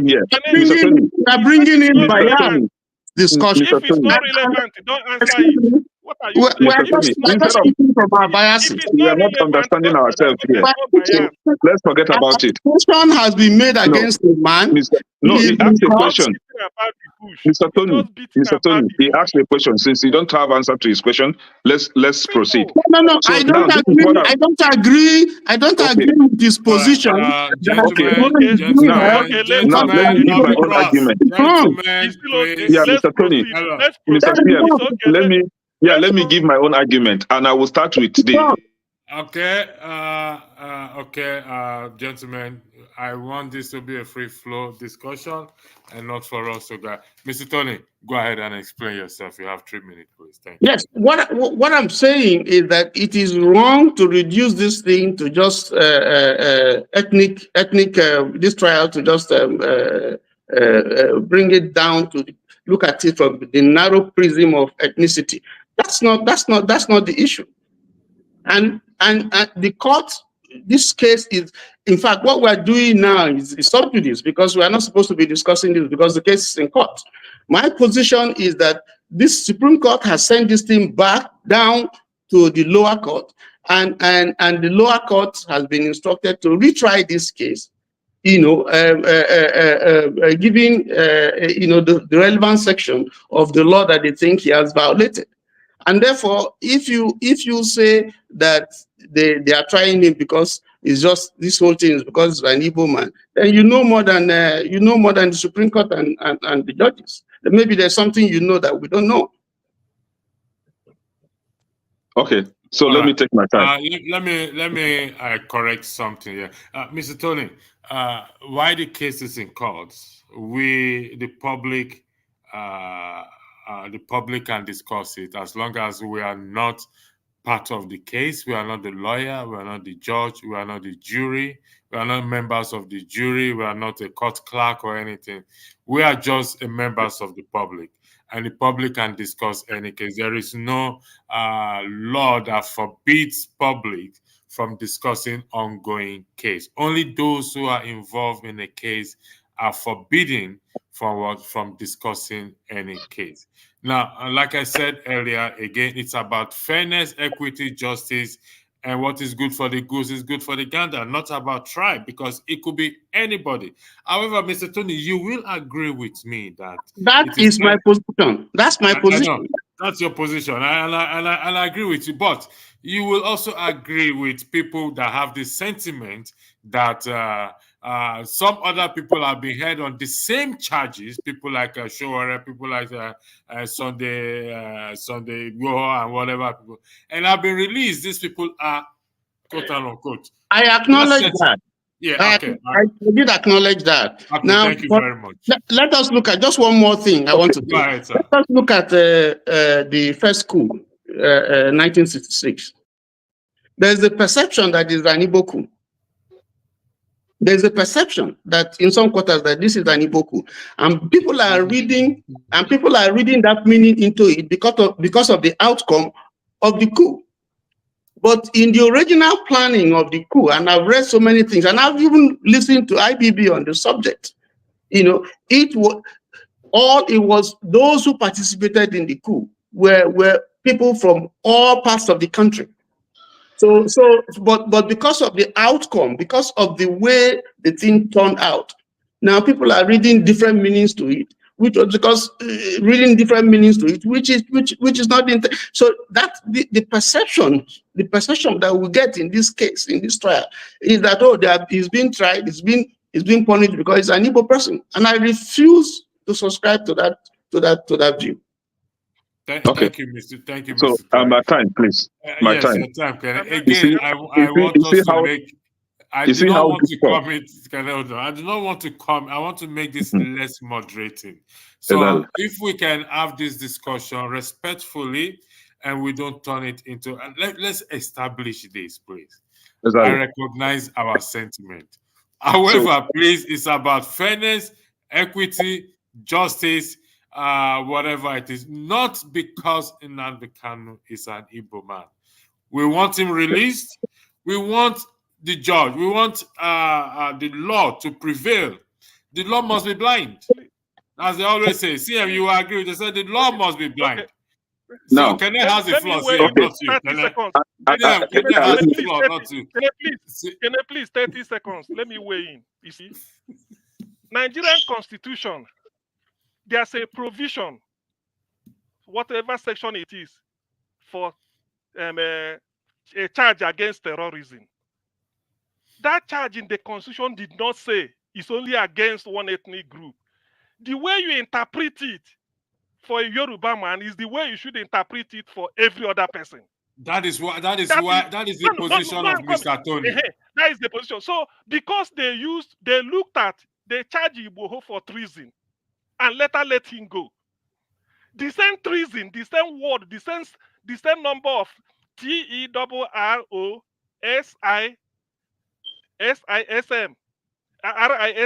the same word treason, terrorism, was what they charged Igbo for, was what they charged Showore for. The same treason, the same section. And they are left, say, go and see no more. Why are they still holding in Nnamdi Kanu? Because he's Igbo. The same terrorism. And people tell me that it's not because he's Igbo. When they say terrorism in the Constitution, did they say when you're interpreting terrorism in the Constitution, if it's a Yoruba, interpret it this way. If it's Ijo, interpret it this way. If it's Hausa, interpret it this way. If it's Kanuri, interpret it. Is it not one law for everybody? Why is the same terrorism you charge Igboho goes home? The same terrorism you are holding in Nnamdi Kanu, same terrorism. And that same section, the same section, Nnamdi Kanu, look, anybody can hold it. No. You use more than 30 seconds. Can I, the floor is yours. Nnamdi Kanu is being tolerant because he's Igbo. Simple. He's Igbo. That's all. Okay. That's what I believe in. Nobody can change me. Yeah, I say that Nnamdi Kanu's continued detention is because it's Onyibo. And I can confirm that with my argument. See, Mr. Electricity, it's very difficult to have a case for Nigeria. We are badly mistreated, and I find it difficult to take the other position on this matter. Now, this is it. Mr. Tony, let me even correct this again. The restiveness in the Southeast isn't because of Nnamdi Kanu's detention. The restiveness in the Southeast is because of the coal and the gas, mineral resources that is being exploited in the Southeast. Just the way the restiveness in states like Zamfara, Yola side, Meduguri, and all that is because of the resources there. So it's a calculative attempt by the government in collusion with whomever that is sponsoring them. And that was why the Enugu state governor last time had to step out to begin to stop them from, mining coal in Enugu state. Actually, I think he demanded 1 billion naira from them. And today, as we are speaking, the mining of coal is ongoing in Enugu state. Every night, they are moving coal, trailers of coal out of Enugu state. And who is in charge of those areas today? Fulani terrorists. Now, I said yes, that the detention of Nnamdi Kanu is because of his Igbo-ness. And my reason being that there was a king, Ndigbo, in Lagos State that spoke during the election, 2023 election. He was arrested. To today, he has been in detention. But the Oba of Lagos State called for extermination of Ndigbo in Lagos State. Oba of Lagos is a free man. There was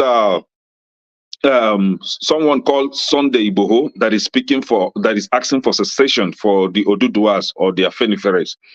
But Sunday Igboho is a free man today. Asari Dokubo was also fighting for his people. Asari Dokubo was charged for treason. Asari Dokubo is a free man today. We have the likes of Ateke Tom. Today, Ateke Tom is even blessed with a chieftaincy title. I think he's their king or something. Then we have a lot of them. Yes. So we have Boko Haram terrorists. But Boko Haram terrorists today are being pardoned, are being assimilated into Nigerian army. But why is Nnamdi Kanu's continued detention? Exactly the same way that today Alamesia is a criminal. Ibori is a criminal. Ekweremadu is a criminal, though I don't want to speak for Ekweremadu, but I can see some injustice going on there. Then we have the Ziani is a criminal. All of them, what do they have in common? They are from Southeast, they are from Biafra land. And today, as we are speaking, Onyema, hold on. We know Biafra. We know where Biafra was, Mr. Oga. So today they're on the case of Allen Onyema. Because why? It's Igbo. Now we have what they call him. On the other hand, we have Atiku, the likes of Atiku. We have the likes of Ganduje. We have Buhari. We had what they call him, their today's president, Tinubu. Abdul Rashid Mena, the pension thief. There was one. CM, I think you can remember. You can help me remember the name that ran to the UK, and they went to UK to rendition him, and the UK government asked them to bring him back to the UK. He's a free man.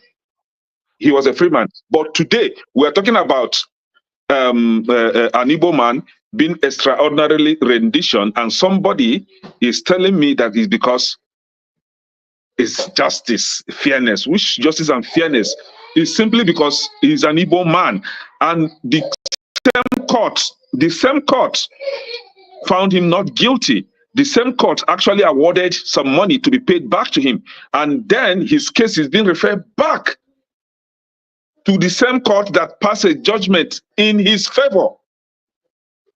All those people that I just listed, they are all free men today.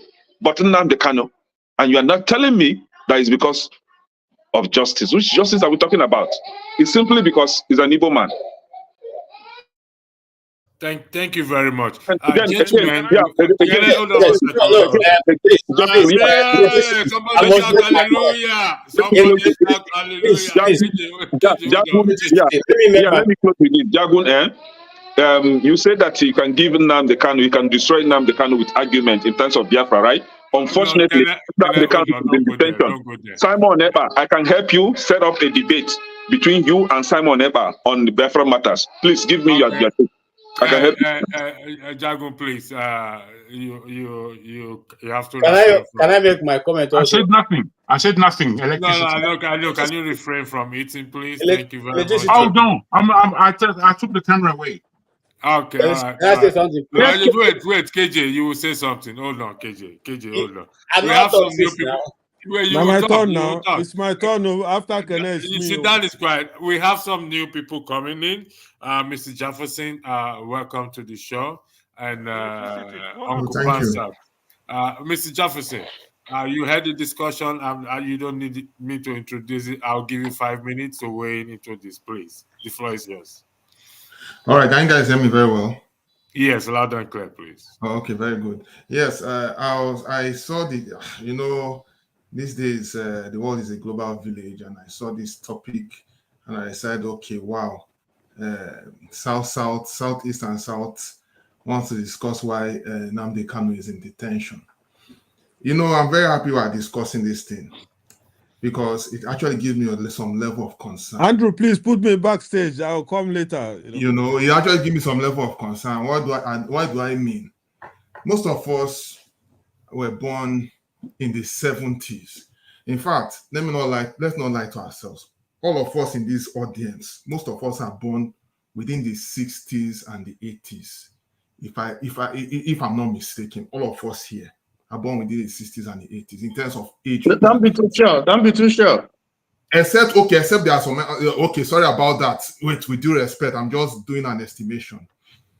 And why am I talking about the age bracket? So many things have been said. The people who are elders that are here knows better how Nigeria was just slightly after the Civil War. Maybe some people were very, very young. They saw so many things firsthand. Just imagine, let me speak for myself. Some of us were born in the 80s, and we heard stories, accounts of stories. And stories have been passed on and passed on and passed on. And it's not news that after the Civil War, majority of the Igbos left.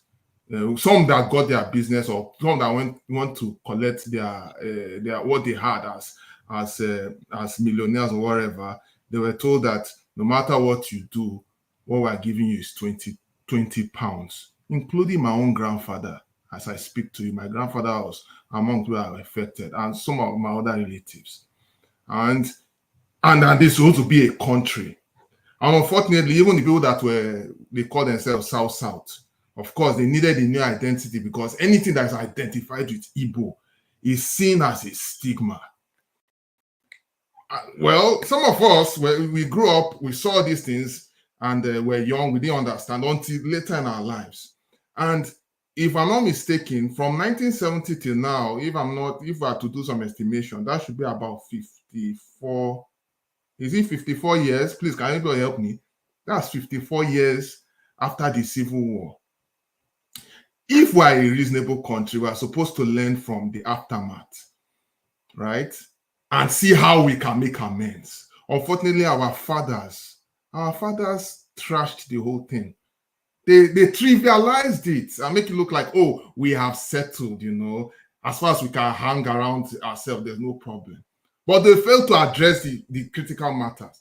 And even when some of the Igbos, went to go and establish back again after the spoils of war, we're still being seen as, oh, okay, Omo Igbo or whatever, or Nyamiri, all over the country, and it tringles.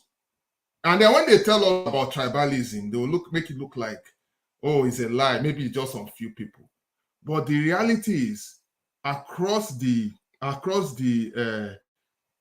masses and across the elites, is still there. There's this fear. And of course, I don't need to tell you, look at the last election that happened, right? It's an aftermath. Imagine an imam in the north coming out and telling their fellow people that, look, if you vote Obi, you are voting for Biafra. And they bought it. Nigerians bought it. I kid you not. The videos are there. Go and check them now. They bought it. And of course, we all know what happened in the election. But the reason why I came here is because of the key issue with Nnamdi Kanu. Yes, he was vocal, he said all manner of things. But let us not deceive ourselves. We all know why he said all this because of injustice. He said all this because of injustice that happened in the past. And of course, that's why people had to key into it. And when people now keyed into it, of course, we knew that what the Buhari administration stood for. He knew what it stood for, and it didn't really, there was no direction. And that's why we're in this mess today, because there's no sense of direction where we're going today. So to be honest with you, who is holding who now? I believe, and let me tell you, in all this madness, we have sellouts, even within the Southeast. I'm sorry to say, I'm from Southeast, I'm an Igbo man, obviously, from Imo State. We have a lot of injustice amongst ourselves. Someone can sell you for a morsel of bread because there's nobody, So, and once we have so many sellers, what do you expect? Sellers that they'll be called what they want to gain. So I believe it's like it's two sides. People selling us, obviously, people poking us in the eyes, and people killing us from within. You understand? And so that's why, and again, to be honest with you, with all the nonsense happening in Nigeria today, I feel that guy needs to be released because, of course, he was put in jail.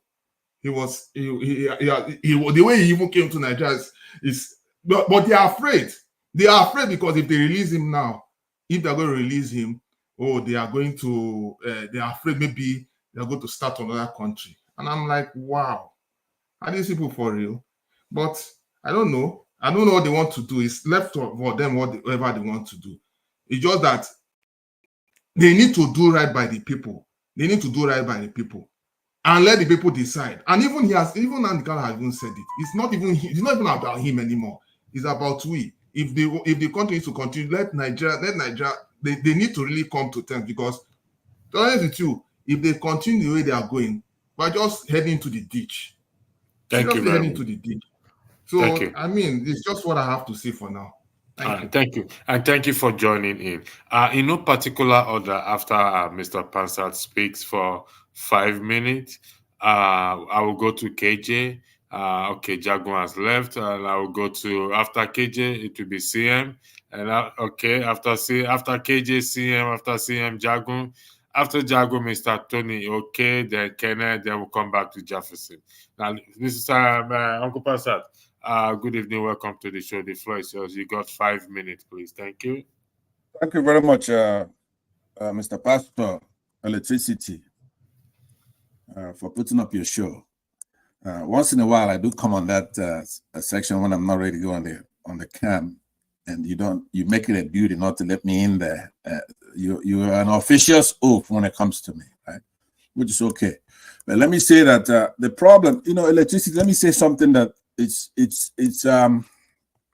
controversial. What am I gonna say? Sorry, Pastor. Can you adjust the camera a bit? It's kind of yeah, much better. Thank you very much. Okay, good. Actually, I know you could hear me very well. So this is actually I learned to do this from CM. I don't think I need it. If you need it, I put it on. But listen to what I'm saying. What I'm gonna say now is gonna be controversial, but it's true, right? I'm doing it as a service to Nigerians. Let's not beat around the bush. All the problems we have, 100%.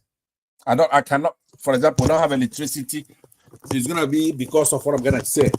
Let me congratulate you, Mr. Jefferson, for you gave a good speech to touch on some of the stuff. But all this is window dressing.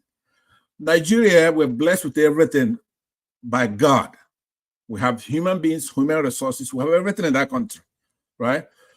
We have fair people. I heard somebody earlier saying we don't have leaders. We have great leaders. What do you want? We have a lot of good leaders in Nigeria. For those of us who went to high school, usually the people they pick to be a monitor, a classroom monitor, they are usually the best you could have.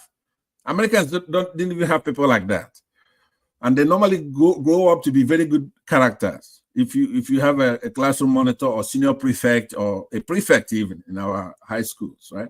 Secondary school. But we only have one problem, and anybody else who's talking about anything else is just making noise here, and they know we have a problem. What is the problem that we have with Nnamdi Kanu and all that stuff? We don't have courts, for example. We don't have electoral bodies. The problem we have is Boko Haram. Boko Haram is not the ones that carry AK-47 alone to go and shoot people up, right? That's Boko Haram. But you have Boko Haram judges. Here's the meaning of Boko Haram. Western education is bad. It's haram. You understand? That's what it means. So once you believe that Western ways of doing something is unacceptable, if you're a judge, you're a Boko Haram judge. If you are a host here, right? You're a Boko Haram host. You don't believe in Western ways of doing something. Now, Western ways of doing something, what do they mean by that? Like the jurisprudence, for example, right? It's misnamed because Igbo left their place and ran around the world. They picked up all kinds of things. So they're forever precluded from saying they own anything. It's usually human intelligentsia. It's what they call Boko Haram. So I was making the case yesterday that Christians should not be judged by a Muslim, right? It's controversial, but it's true. I gave the example, and I'm going to question any of you here who are you grimacing, you don't like to hear it. If you go right now, you assemble Hamas judges, and you bring in Jews into their courtrooms to decide their fate. Sorry, Mr. Pastor, I just need to get something you just said. Now you will continue. Did you just say a Muslim judge should not judge Christians or the other way around? Can you? Muslim judges should not judge Christians because go ahead. They don't believe. Go ahead. Yeah, they don't believe in the Western jurisprudence. They didn't go to law school like you and I will go to law school. You go to Harvard or you go to the University of Lagos or whatever it is. You go to normal classroom and you learn the law. They went to Sharia places. You know, some of them didn't even never seen a classroom. I mean, a law classroom in their whole lives. For example, the last Chief Justice that we had there that replaced Onegan. So when Buhari came into office, the first thing he did was to remove Chief Justice Onegan, who's a Christian from the South. And then he put in a Sharia judge. So now, how do you identify a Sharia judge in Nigeria? If he's a Muslim, it's a Sharia judge.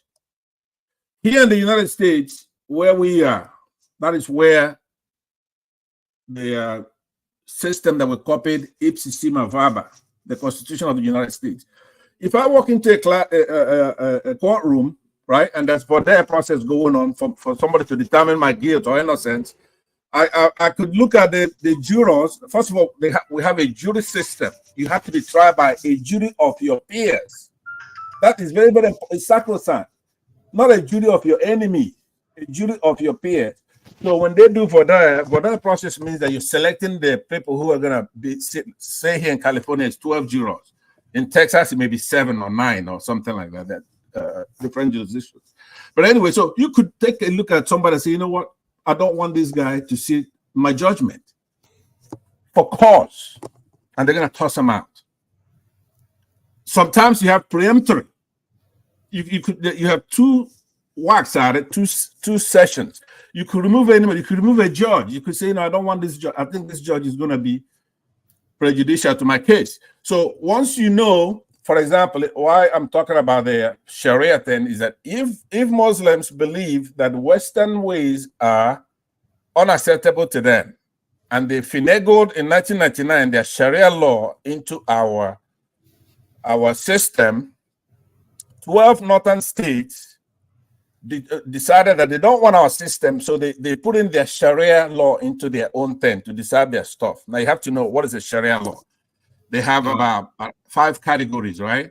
They have ones that are obligatory. Mr. Pansat, can you hold that thought on Sharia law? Reason why I say you should hold that thought is, in the next broadcast, we'll be focusing on the Sharia law enshrined in Nigerian Constitution.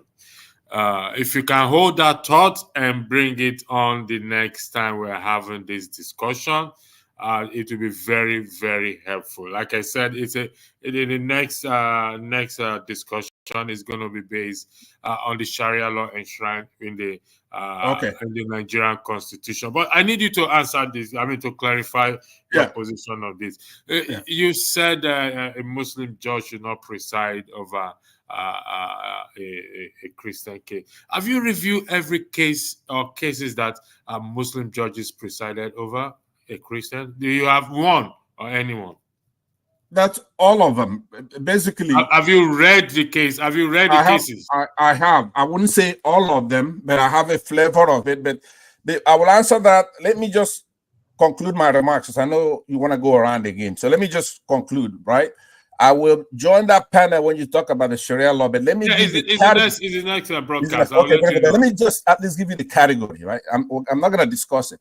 Here is, most people hear Sharia law, what is it? It is categorized into about 5, right? Some are obligatory. You have to do it, right? Now, we're going to discuss what those are. You have to do it. If you're a governor, if you're a judge, if you're sitting on a panel to decide our election, even though it's not a Sharia court, you have to, when you have this discussion, you have to distinguish between a Sharia judge and a Sharia court. Okay, right? Mr. President, let's hold this thought for next broadcast. All right, so let me one is obligatory, then they have one that's recommended, they have one that's permitted, there's one that's discouraged, and then finally there's one that's forbidden. Now that forbidden one is the one they call, like a Western education comes under that category. It's forbidden, right? It's haram. Okay. So what I started off saying again, Mr. President, if your time is up, we will deal with this Sharia law. Okay, Honestly, but can I conclude? I will have you as I'll have you as my guest. Okay, I'll be there. I'll be there. But listen, let me conclude. I've made a lot of controversial statement here, but let me conclude by saying this. I said that we have no other problem. Electricity, there's nothing for you to run to. Nnamdi Kanu, or if elections are held and they turn off the beavers, or if whatever, if we budget money to build monuments, right? We must solve the problem which we have, which is the intersection of Islamic tradition and then the Western normal everybody's tradition. Thank you very much. We have to solve it. I'm so sorry I have to interject. Electricity, I'm so sorry I have to interject. I'm so sorry, guys. Pansa, yes, you have said, we have, of course, we obviously have issues with religion. Guys, I'm so sorry I have to interject. But I can tell you one thing for a fact. Jefferson, hold on. You say, we're trying No. to... I just something I want to say so you understand. Because, of course, I just, there's something I want to say. So, no offense, it's not, I don't mean to interrupt, but I just have to say this. To be honest with you, with all these so-called laws, even the so-called Muslims that are currently practicing it know fully well that it's not even solving their problem right now. Right now, they are even going, in fact, right now, they are in a state of chaos. They are in a state of chaos. And if you check the Middle Eastern world right now, most people that have all these practices, majority of them are running away from their country and going into countries like, of course, America, Europe, and all that, to have a breath of fresh air. You really think they love it? They don't.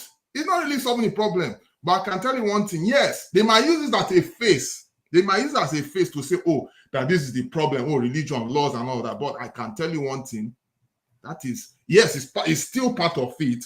They might want to enforce some laws, of which everybody is not going to stomach, because at the end of the day, Nigerians, no matter how crazy things are, there are some things we are not going to tolerate. If not, everything is going to dissolute. But I can tell you one thing for a fact, that all those religion things is not, in fact, it's really far away, because at the end of the day, most of them are still dying with this Boko Haram insurgency, what they call it, Fulani herdsmen and banditry. Everything has not ended. Sorry, Jefferson, I have to stop you there, please. Gentlemen, if you have time before the next broadcast, please kindly take a read at the Sharia law enshrined in the Constitution. We're not going to be going outside that Constitution, okay? It's a very sensitive and very controversial issues, and we have to keep open mind. Pastor, I hope you've agreed to be the guest, and we'll have you here. Could I tap off what I just said? Could I just tap it off and then I'll leave? No, Pastor, you can't do that. Yeah, KJ, the floor is yours. Thank you very much. Thank you so much. I've been waiting for this long to make this. My apology, my boss, please. Sorry about that. No problem. Now, I wanted to ask Jagun something, and I don't need an answer from you, but you can think about it. I don't know how many of Nnamdi Kanu's broadcasts that you listen to. Well, for me, I listen to almost everything that he had to say. And before I started listening to him, it was a broadcast he made and mentioned certain things my late father had told me, which unless you are a bona fide, Igbo man, you don't know that story. You don't know that story. And so from that day, I said, this guy knows something I don't know. And I started listening to almost every broadcast, back to back, to the point that my son, who was then 5 years old, knows Nnamdi Kanu's voice. Now, I'm saying that to say that you said you will take Nnamdi Kanu 1,000 pieces apart. I'm definitely too sure that will never happen. Because even Nigeria as a nation, when Nnamdi Kanu challenged them to a debate, Catherine, what's her name? Former ambassador to Nigeria from British ambassador, advised, because then, what's his name? Lai Mohammed was getting ready to bring in people to come and debate Nnamdi Kanu, and the woman advised Nigeria not to even try that because he will floor them. That's what she said. That's the word she used. He will floor you people. So if you're talking about understanding and knowledge, I don't think the person of Nnamdi Kanu is the person you will refer to. You probably say that you don't like his lingo. It's okay. And like I've said many times before, not everybody will like the language of a freedom fighter. Not everybody will like the language of people who are looking for freedom, because it is something that is not an ordinary person that does. I cannot do what Nnamdi Kanu is doing. I cannot do what what's his name, Simon Ekpa is doing. I may be gifted in another direction, but in that direction of confronting the system in the way and the manner they have done, I don't have that ability, so I respect them for that. Secondly, There was a time I came onto this panel, people came and were saying certain things about Nnamdi Kanu. I said, look, if you, me, in my community, I think if I count the members of my community, there may not be maybe more than 10,000 or 20,000 people live in that community. I can't ask them to not to go to their farm one day and they will agree not to go. So if a man can make a whole Southeast to sit at home, whether you like it or not, that person deserves some respect because he's not paying them. He's not a political leader. He's not giving anybody any money. He's just simply telling you the truth. And if a man in that nature can also awaken the consciousness of both the North, the South, the East, the West, I think he deserves some respect. There are people who have that understanding, which he has. They never sold it to the people to open their eyes. So if this young man has come to do this to the point that people's eyes have been opened, then I think he deserves some commendation. Whether you agree with him or you don't agree with him. That's the truth. Because some of the people who claim to be freedom fighters... I'm not sure of your question or indeed what you are saying. I'm making a submission. I've just simply asked that question. I've gone through, left that long time ago. Now, the people, some of the people calling themselves freedom fighters right now, if we go down their history, they didn't start like Nnamdi Kanu started. I mean, Nnamdi Kanu wasn't lacking money. It wasn't that he was looking for, he could have lived in affluence, throughout his life. He decided to step into what he's doing now. So I commend him for that. Now, coming back to whether his detention is, it is obviously certain that because of the region of Nigeria that he belongs to, that what happened, and is still happening the way it is happening today. If you remember, there was a one certain governor called Samuel Otom, who the Fulanis more than almost killed him 3 times, who was ever prosecuted. Despite all his calling for investigation, was anything ever done out of that? Because again, he is one of the people who belong to the side nobody wants to hear.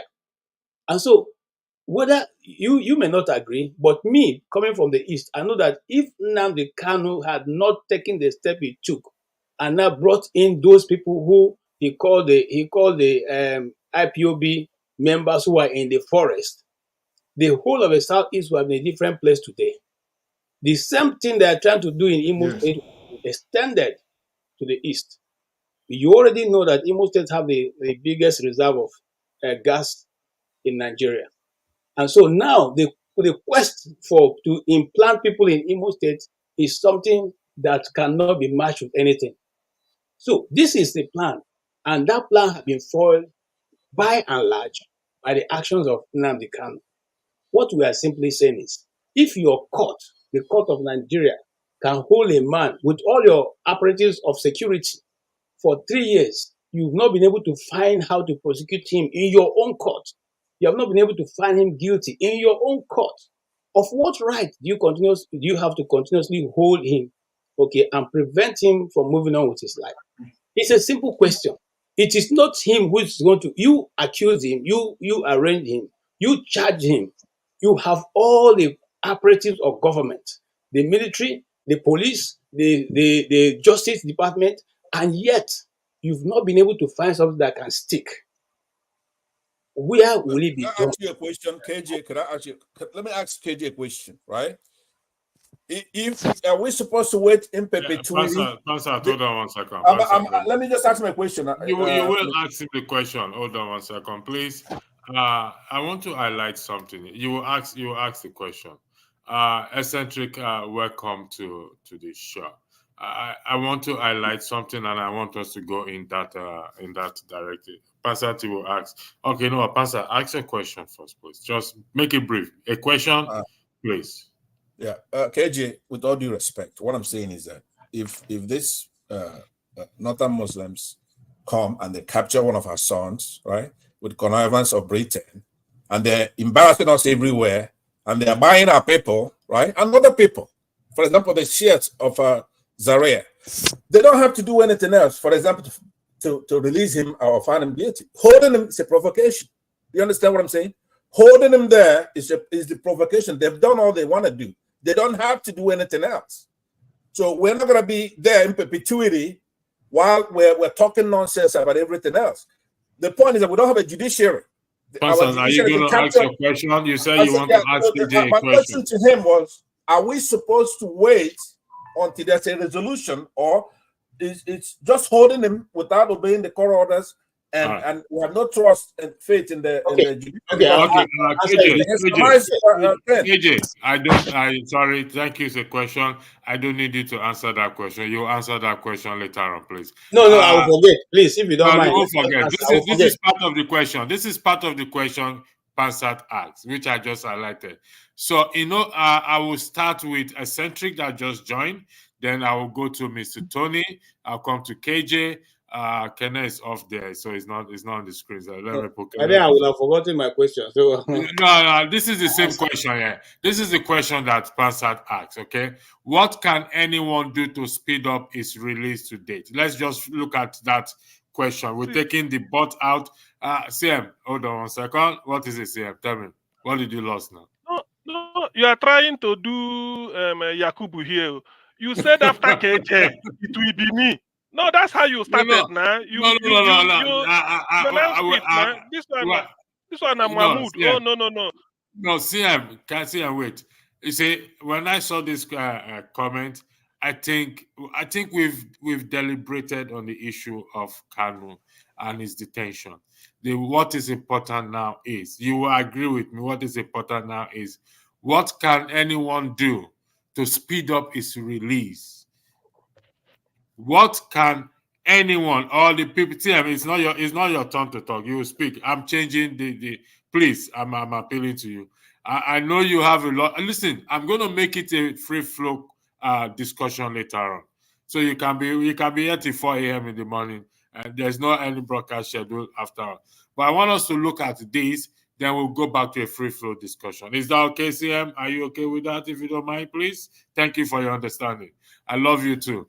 Eccentric. Boy. What can anyone do to speed up its release? Eccentric, the floor is yours, boss. Well, to be honest, I don't know what anyone can do to speed up his release.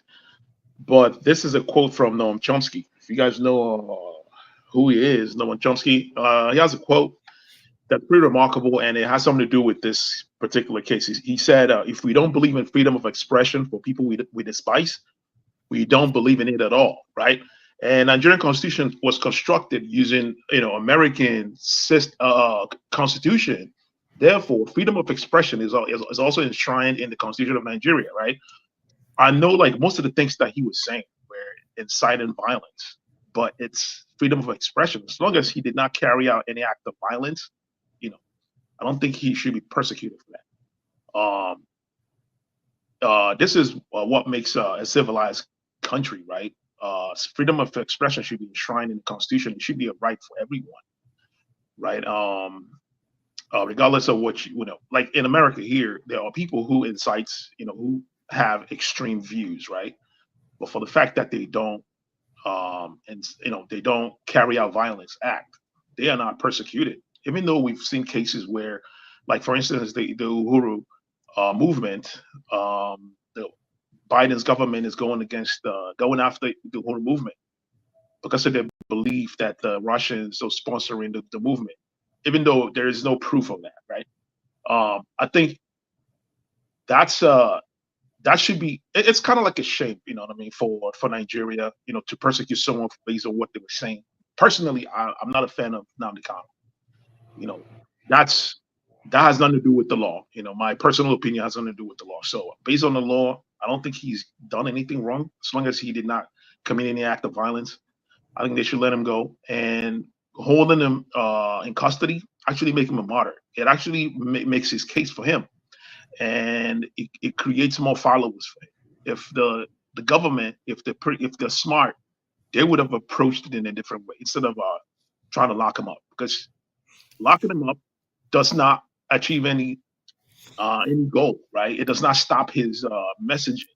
It doesn't stop his movement. It actually makes it more better. It kind of creates cognitive dissonance for those who are against what he was saying, right? Because you could say, well, if Nnamdi Kanu, if he was wrong, why is the government, if he was wrong, why is the government trying to shut him down, right? Trying to shut him down means that he's kind of right. So, in this with this premise, I think that, I believe that the government should let him go and find a better way to like actually find a better way to dissuade the people that he's convincing to, do anything that's in the detriment of the country's stability, right? That's my submission. Thank you very much. KJ, are you there? Okay. KJ has gone into hibernation. Mr. Tony, the floor is yours. What can be done? Can anyone do to speed up his release?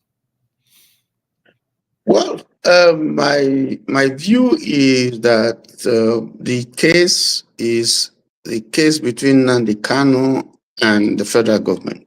So the federal government is who are prosecuting him are the ones that can withdraw the case from the court. Case between Nnamdi Kanu and the federal government. Yes. So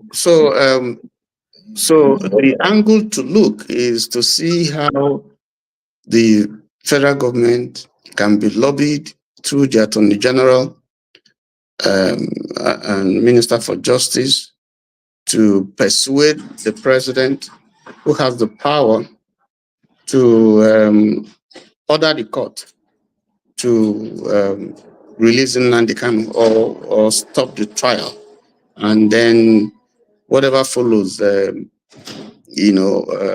be resolved, because that is what we have seen done with other cases, other individuals in various parts of the country. Al Mustafa was in prison for, you asked me, for 15 years, starting from 1996. But the court freed him. And I guess it was because there was intervention. So the president has the power and the authority to stop the prosecution and let the man go. And then any other talk can follow. Abaribe has done a good job. He bailed him initially, he stood bail for him. He is the senator. He has done what he could, and he's still doing what he can. But I think that all efforts must be made to ensure that the man is released. And that's my position. Thank you, sir. I'll come to you, CM. CM, you know the question I asked, what can be done? Can anyone do? Should the South versus Southeast or the Biafran or the Igbo, should they protest, go to the State House or the Aso Rock and or the Chief Justice Office and protest to have him released speedily? Well, the thing is, it still does not distract from the view I hold that I hold the view strongly. I'm immovable on it. He's just there because he's Igbo. It's as simple as that. Now, Nnamdi Kanu is used as a symbol to prolong the hatred against Ndigbo. It's quite obvious. I said there's no Nigerian, whether living or dead, that has been renditioned extraordinarily. No Nigerian. That's one. Secondly, no Nigerian, living or dead, has been renditioned and made to go through trial. Number three, there is no Nigerian that has been renditioned and made to go through trial from High Court, Appeal Court, Supreme Court, and be made to go back again and start afresh from the High Court. It's only an Igbo man. There is no Nigerian, living or dead, that the court, a Nigerian court, gave bail. Go and prepare for your case and come back on so-so day. And a battalion of soldiers invaded his father's compound, wanting to, and slaughtered 28 people, including a dog. It has never happened in Nigeria before. It's only Nnamdi Kanu, simply because he is Igbo. It's as simple as that. So it had the same thing happen with Sunday Igboho, and they tried to wait. Hey, listen. Hey, please, listen. Listen, Sunday Igbo was never given bail. Nobody, they are not the same thing. Sunday Igbo, what you will Calm tell me, down. tell me, listen, please, excuse me, please, don't just excuse me. Let me make Yeah, my I know. point. He's on Okay, your don't side. calm down. This is my this is my thought. Yes. And so I want what I will take to be the similar, exactly the same thing is a Nigerian charged to court, standing trial, giving a bail. You go back to your house, and the battalion of soldiers came when you were enjoying your bail. It has never happened. No Nigerian was ever given a bail. While you enjoying your bail, a battalion of soldiers come and invaded your house. It has never happened. Hold on 1 second. You are going to continue. You continue. The floor is yours. Mr. Pansat, what you do for me, if you don't mind, is you're not going to have an opinion because I'm making you the moderator for the meantime. And Kenna is not here, KJ is not here. But you don't have an opinion. The question is, what can we do? What can anyone do speedily to release Nnamdi Kanu? You do not have an opinion, Mr. Pansat. You are moderating. Thank you. I yield the floor back to you. CM Pansat, I'm behind. You are moderating. Thank you. Gentlemen, I'll be leaving. I wish everybody well. Mr. Tony, thank you very much, and we shall catch up our usual way. Thank you very much. Thank you. Thank you. So, having established these facts, it's incontrovertible. Nnamdi Kanu is the only person because he's Igbo. So, asking me now, what can we do to quicken his release? God. The way we answer it is to quote what Chief Dan Olasi said on AIT. That in Nnamdi Kanu, if anything happens to him, the gods are wise. Thank you. All right, who's next?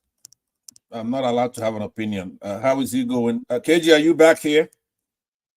Let's go to Jegun then. Jegun, the way we're going to do this, because I don't want too much confusion, I don't want to talk a lot, aside from what we're talking about. We're going to go from Jegun, going clockwise, right? Good man. Thank you, Pansat. Not at the centric. All right, go ahead. Thank you.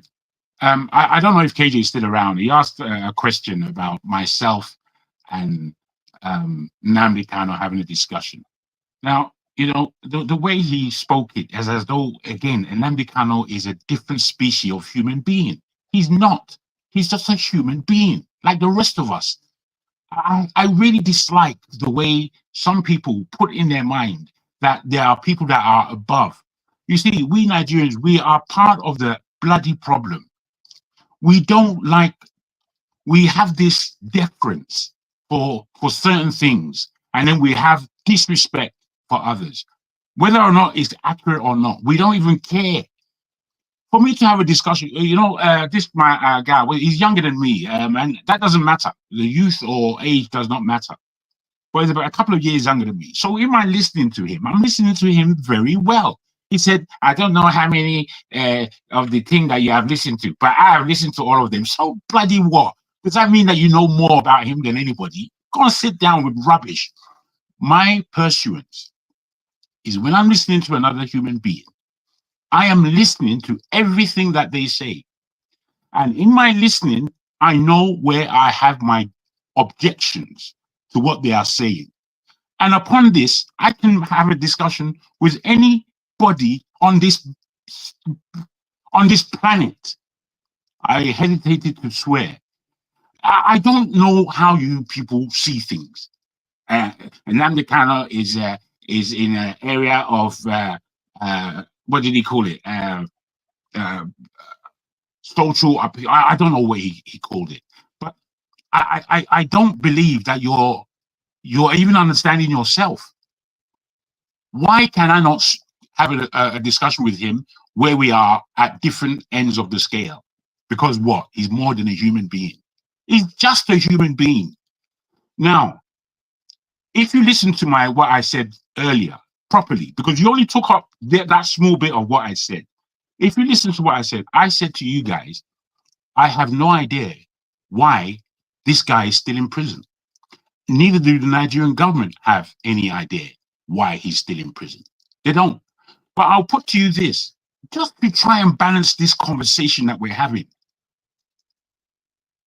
Could it be, and this is just a question, because I know people are going to freak out, could it be that Nnamdi Kanu, as far as the Nigerian government is concerned, stands as more of a threat to them than anybody else in that game?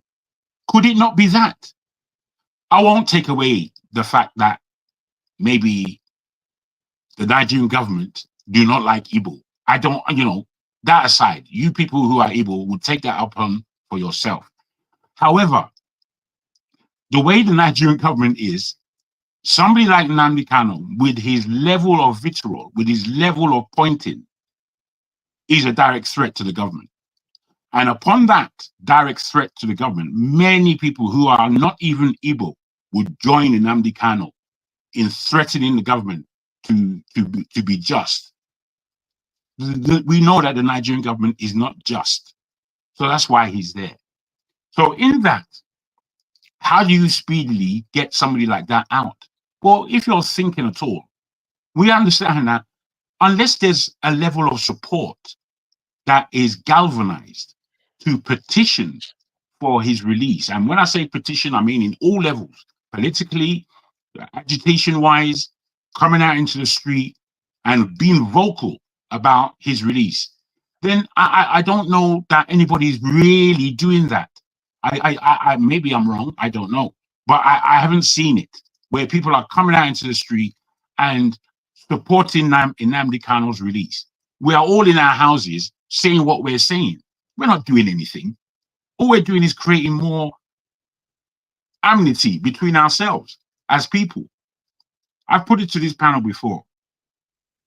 The way the map of Nigeria, as left by the Europeans, that we still sustain, this is a major problem in that country. There is no area that really gives an example of unity or of progression in that country. We know that we are a country of 2 minutes, Jagan, 2 minutes. Thank you. We know that we are a country of many ethnicities. In the South, whether we like it or not, between the Yorubas in the far west, the Igbos in the east to the Calabas, even further east, there is more affiliation between these ethnicities than in the ethnicities that are in the Midwest or in the core North. But yet still, we stupid Nigerians, and we are fucking stupid, we stupid Nigerians have not formed in our mind how to come together in order to increase our power. I put it to you people, if there was a strategy that was Yoruba Igbo, there's a strategy with the Fulanis put in place, very wisely of them, who are a minority. They call themselves Hausa Fulani. They even put Hausa first, heavily. And they joined a very large group of people in order to insert their power. Yet Igbo and Yoruba are quarreling like fucking idiots all day long. I don't know why you people don't look at it properly. We in that stupid country have to come to alignment that is ours. We have to come to a geography that is ours. We have to come to a politics that is ours. But what we do, stupidly enough, is either to join the East in their Islamic pursuit, or the West in their pursuit of horror that they do all around the world. We haven't identified ourselves at all. But for Igbo and Yoruba to be quarreling, let's wave the flag for that all day long. Waste of time. Rubbish people with rubbish thinking. Rubbish people with rubbish thinking. All that thinking doesn't lead us anywhere. I don't like the Yoruba because this, that. Rubbish. The Igbos, this, that. More rubbish. When are we going to come to sense that we only have one country? We can break it up and spoil it if we want. We can do that if that's what we believe. If our pride is so much that we believe that we're beyond the human state. You're not beyond the human state, for goodness sake. You're just another idiot human being walking around fatlessly upon this earth. 30 seconds. If we have Thank you, brother. Let me just round up like this. I've spoken about how it is possible for us to galvanize if we believe that Nnamdi Kanu is being unfairly held in detention without law being assumed in any way for so long. We're supposed to come out and make sure imagine any of us being in prison and really nobody cares, yet we have no real charge against us. We're left to our mind. You know, when you are in prison or enclosed or by yourself, things happen to your mind, things happen to your physique, things happen to your spirit. So to be held there without charge, to be held there as an innocent, which is how we have to see him, to be held there as an innocent is a failing not just of our government, but us as people. I'll put it to you like that. Good submission. Mr. Jefferson, did you speak earlier, or do you want to go before I go to Man of Prestige? Did you speak earlier? Mr. Jefferson, can you hear me? Oh, yes, I can hear you. Sorry, a call just came in. So did you speak when I spoke, or you want to take 2 minutes to say something before we go to Man of Prestige? Do you have something to say? Hello? Okay. Yeah, I'm going clockwise, but you're somewhere in there. 2 minutes. No, I'm here. Okay, sorry about that. A call just came in. I needed to do that. Jagun, first of all, I want to thank you for what you said regarding identity crisis. You know, unfortunately, that card has been played before and after the Civil War. And it's unfortunate that we have learned absolutely nothing. Nothing. We have learned absolutely nothing. To the extent that even up till now, we're still doing Omoibo, Mbati, and all that nonsense. We still do that in 24th century, and we expect things to change. You know? So let me just go quick because of the how to get Nnamdi Kanu out. To be honest with you, I just tell you the truth that unfortunately, I'm sorry to say this, but the federal government is playing with fire. Of course, you know fully well that if that guy, if anything happens to him, Nigeria knows what they are looking out for. He's held out of his will right now, which is not right, and they have been playing about it. You know, the courts are not being fair. Look at the judiciary. Judiciary is not being fair right now. So I feel that if they want to get that guy out, all they need to do is they need to come to terms to the fact that there need to be some massive level of dialoguing. Yes, they need to understand that. They need to come to terms to that and find a way to just release him. There's no time for that. Unfortunately, during the time of Buhari, it was kind of difficult because unfortunately, Buhari had the mindset of how will I put it? He had this stiff mindset of, oh, no matter what happens, like the Fulani, they will say, if they don't forgive you, they will never look back. You know, those kind of a thing. So that's exactly what happened. So I said, no matter what this guy do, he's not going to go out of jail. They need to also advise our armed forces. Our armed forces are doing more damage than currently now. And right now they are simply playing with fire because they feel they will always have their way. When they tell them, they will just, oh, no matter what happens, they will. So if there's a court injunction for you to go, they should respect the office. But unfortunately, it's kind of tricky because we don't even know where this thing is coming from. It's just a way of let them just follow court order. The what they call it, that part, is it the petition? It could work too. Is another way of looking into it, that a petition can work. If they write a petition and it has a weight, and we all come together and say, let this guy come out, he will definitely come out. But right now, everything that stands in the hand of the government, everything in their hands, for them to really realize that, look, they need, in fact, all the top leaders, past, present, they need to really sit down and resolve this issue, because if they don't sit down and come together and find a way to resolve it, the problem is not going to stop.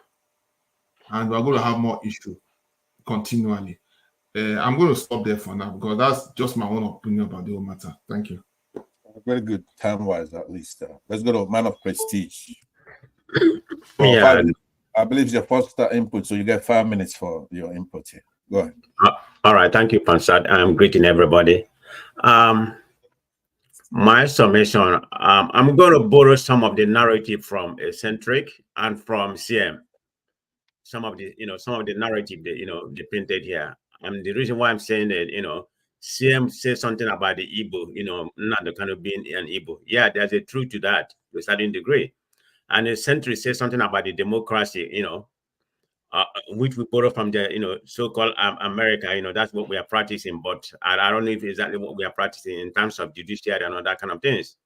When you say something, so outrageous, like I didn't really follow Nnamdi Kanu. I can't come here in Barbados, and tell you exactly, what insidious statement he was making during that time. I've always been here, but I know something like that was carried out. So whatever I'm hearing is what people say that he said. I never really read what he said, so I don't have time to do that. But having said that, even I thought he said all those things that they say he said for that tribe and for the government and everything. Yeah, you invite him and interrogate him and ask him why he said that. If there's any one of them that is detrimental, that is really bad, you can prosecute him for that. But in my own opinion, it's not something that warrants years in prison. I mean, how long he's been in prison, and we know what happened, when they went to Umuahia, to his house and all that kind of things.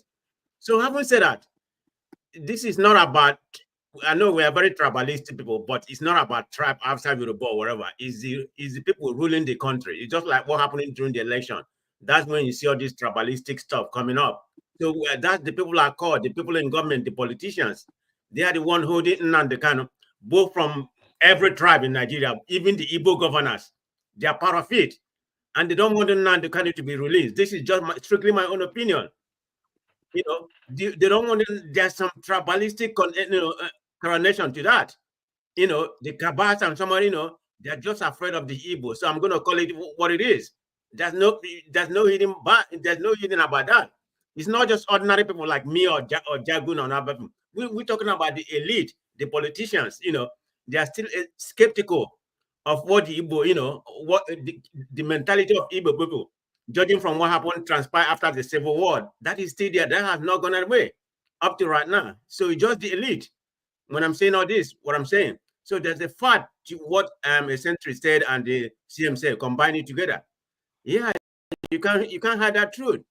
I mean, that man should be released right now. It doesn't matter, Jagu or some other people, Jaffa said, what kind of petition we all write? They're not going to listen to you. Nigerian justice is just so corrupt. They're going to do what they're going to do when they decide to do it. Tinubu is in power right now. Tinubu has the right. Tinubu has the power to release him. So nobody can tell me. I know how Nigerian judicial system functions. It's like an emperor. Tinubu can just wave his finger like this, say release him, because everybody's answering to him. The army, the police, or whatever, But he may not do that for political capital.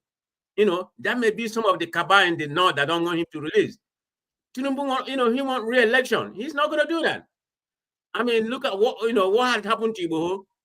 We know, whatever they charge him, he wasn't in charge to that extent like they charge Nnamdi Kanu. But that notwithstanding, he's working free. And he went to London agitating for Yoruba Nation. Nobody has called him, and questioned him. So, in my own opinion, Tinubu is a coward. It's all about political capital. That's all he's doing. I'm not in his mind. I don't know if he's tribalistic, so I can't come here and say that. But it's all about politics. Even the Igbo politicians are doing the same thing. They are afraid of Nnamdi Kanu to be released. People like my governor and Hope Uzodinma, I'm going to point it out. He's probably one of the worst perpetrators. A lot of them, Soludo, all of them, they don't want Nnamdi Kanu to be released because they are scared that he's going to take over their power. What they are enjoying to Nigeria. That's just the bottom line. 1 minute. Still have 1 minute. I'm done already. It's just so annoying when it comes to Nigeria. I'm a true Nigerian, but this is what's going on right now. It's just so annoying. That's why sometimes I don't come here that much. I'm just sick of Nigeria. What's going on in Nigeria? Not the people here. I come here because of people here, my brothers here. But anything about Nigeria, I'm just sick of that country. Okay. I mean, every day we lament nothing. Look at right now, where our leaders, they're all in overseas. vice president, president, the three presidents. I mean, we are just nonsense, man. I'm tired of Nigeria. I'm done, okay? Thank you. KJ, I'm going to hand you back this moderation thing. I'm really not cut out for it. And then let me chip something. You are the moderator now, KJ. Pastor, please, let me chip in something. I know. Sometimes I think, thank you. You see, from what people have said here, federal government feel that holding in Nnamdi Kanu is like they want to prevent maybe, it's a danger to them or something he will do. But they don't know that if something happens to him, that thing they are preventing, they will see it 1 million times. Now, I bet them Nigeria will cease to exist. Do you know why? Bruh, I beg your pardon, CM. Yep. I know the premise you're coming from. I just want to put this to you. But are you sure about that? Do you not see the weakness of the Nigerian polity? I mean, we may be angry, but we do not go out and protest in a way that depicts our mindset. We don't do it, bruh. I'm not saying to you it will happen one way or the other. I put it to you, bruh. I get you, Jagu. This is not an INEC supervised election. Everybody can go home. This is about the existence of a people. Do you know what makes Nigeria? I know what you are saying. Do you know why people don't come out? Like all the nonsense politicians are doing, they can't. Because there's no unity of purpose. Let me tell you, within Nnamdi Kanu, there is. Do you know why? A lot of people I know, all they are hearing is, for instance, if you listen to what the first person Jefferson said, that our fathers, after the Civil War, they promised the reconciliation, reconstruction, rehabilitation. None of them was done, and they kept quiet. That was the agreement that brought the war to an end. Now, these people that are now living, this generation, they didn't hear all those things. They have to address, according to what is this man called, Frank Fanon. Every generation will face the challenge of their time. The present Southeast people, their own challenge is this challenge of identity. When they hear what happened, abandoned property seizure, they come back, you put them in a ceiling where you have to attend. If not, do you know that if there are people that weren't having sympathy for Igbo cause, but with this election last year, a lot of people that I did not even believe. Could you believe obedient headquarters is in Edo State? The people that value P2B more is even Edo people because of what happened. So this has, it's like a coalition is being built by this attitude of the government they are treating in Igbo. It won't be easy. Now, Igbo who went to London to submit a letter, anything that happens to Nnamdi Kanu, that coalition that stopped Biafra is no more there. Igbo will hoist his own flag, Yorubas will go, Ndigbo will go their way. So this is what I can assure you. It's as simple as that. That coalition that stopped Ndigbo is no more there. I doubt. That's a very, very, very good input there. But I think Eccentric should finish because we're gonna go around again. KJ, I don't know if you're ready to actually do the remoderation of time. In essence, timekeeper. That's what I've been doing. You want to be the you can go ahead, sir. Yeah, so you feel the pain also. Eccentric, you spoke before, so you got 2 minutes on the question that was posed here is what is it that should be done to have Nnamdi Kanu released? And then we'll go to KJ after me. Yeah, go ahead. Well, based on what I've read, right, the only reason why he hasn't been released is because of the SSS. The person in charge of the SSS, right? Like that's kind of like the Nigerian version of like the FBI, Federal Bureau of Investigation. So the chief judge actually told him to release. I don't know that he's going to hold him in contempt for not allowing Nnamdi Kanu's lawyers to visit him in prison. So I don't know where that's going to go because I think that happened in July because. From what I read, it was in July, but nothing happened. I didn't get any updates on that news. So there's a miscarriage of justice, obviously, because most of the things that he was charged with, they were kind of stricken out. And I forgot the term that they used, like he was acquitted, but he wasn't released, something like that. It's just weird, like reading the whole thing. It's kind of like a Banana Republic type of stuff. It's weird. You know, and I think holding Nnamdi Kanu in custody actually does not achieve what they think that they want to achieve, right?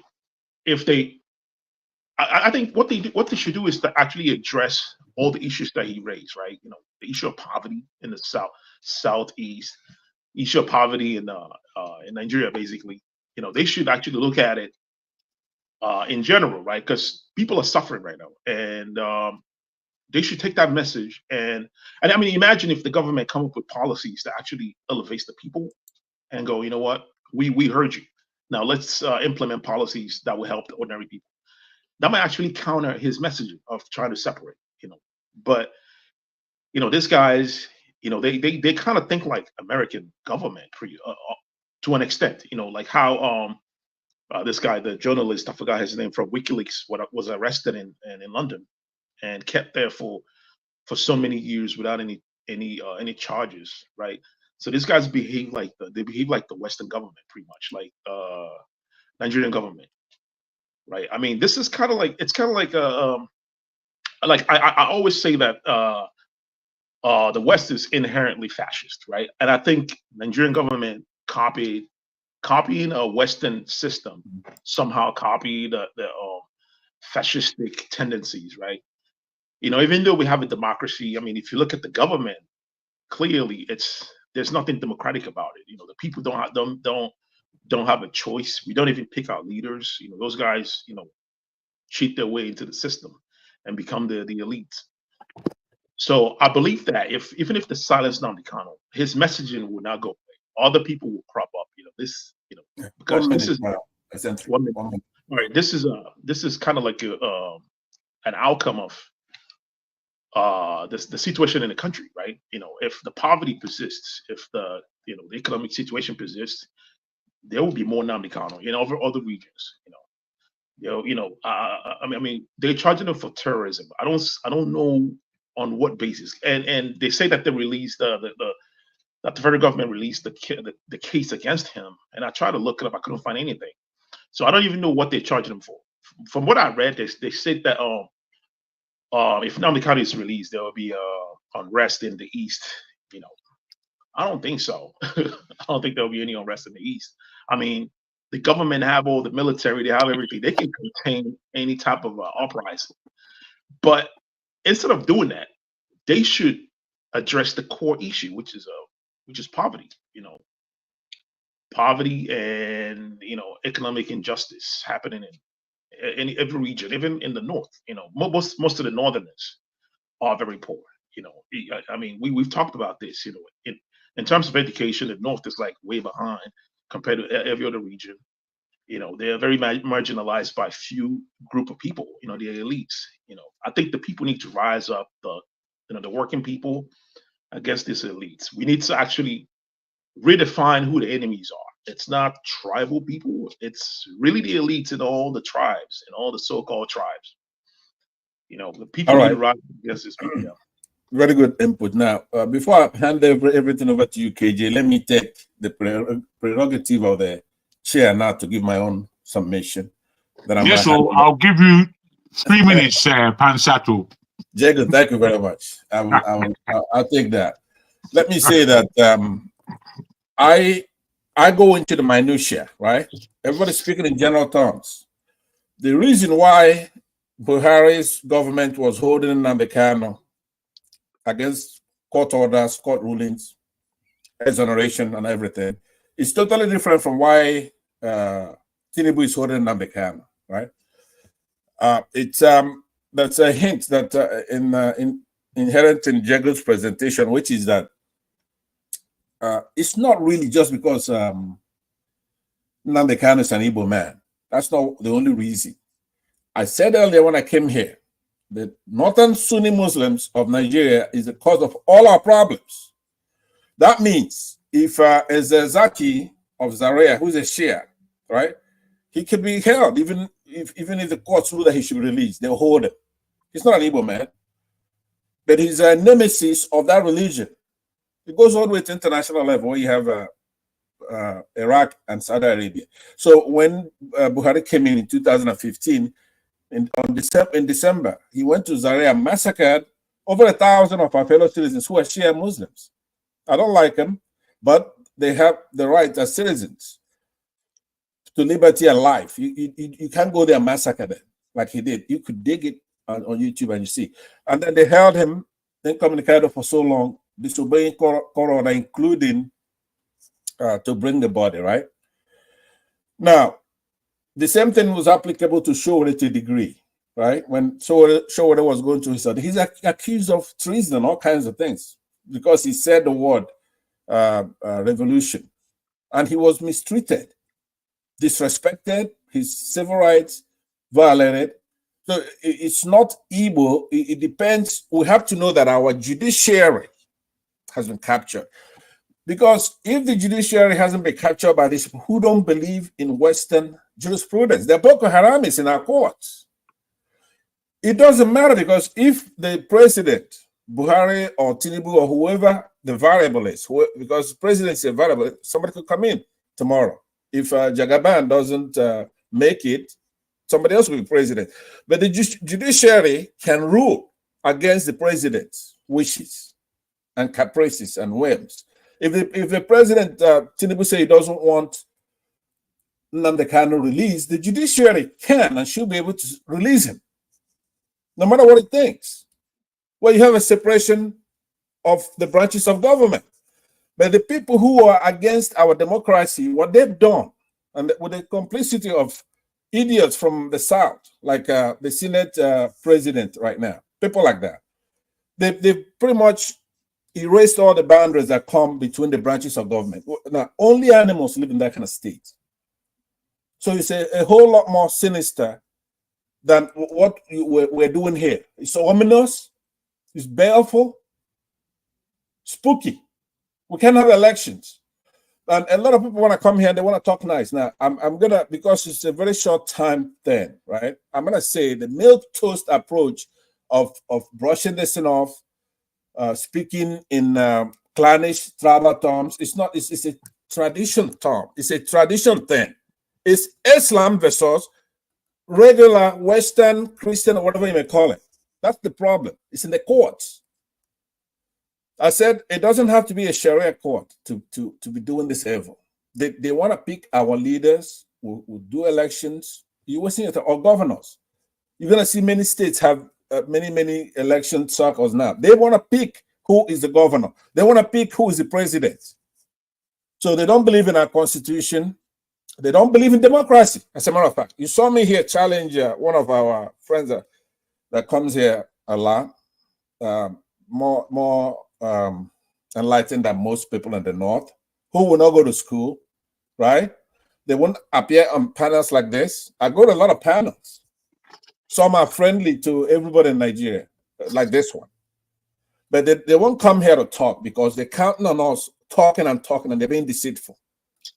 So it's not. I'm not concerned only about Nnamdi Kanu's release. He's already been through the judicial processes. He's entitled to due process. The courts have found him. Let's just say they've exonerated him pretty much in the trial courts. It's the government that appealed the case. The last time appealed it all the way to the Supreme Court. That Supreme Court ruled that he did not jump bail. They found that he did not jump bail, which is the genesis of some of the charges they brought against him.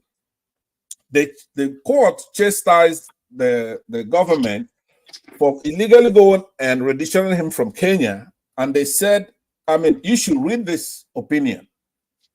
They chastised them. But then guess what he did? He says, okay, that he's going to return the case still to that lower court, the inferior court.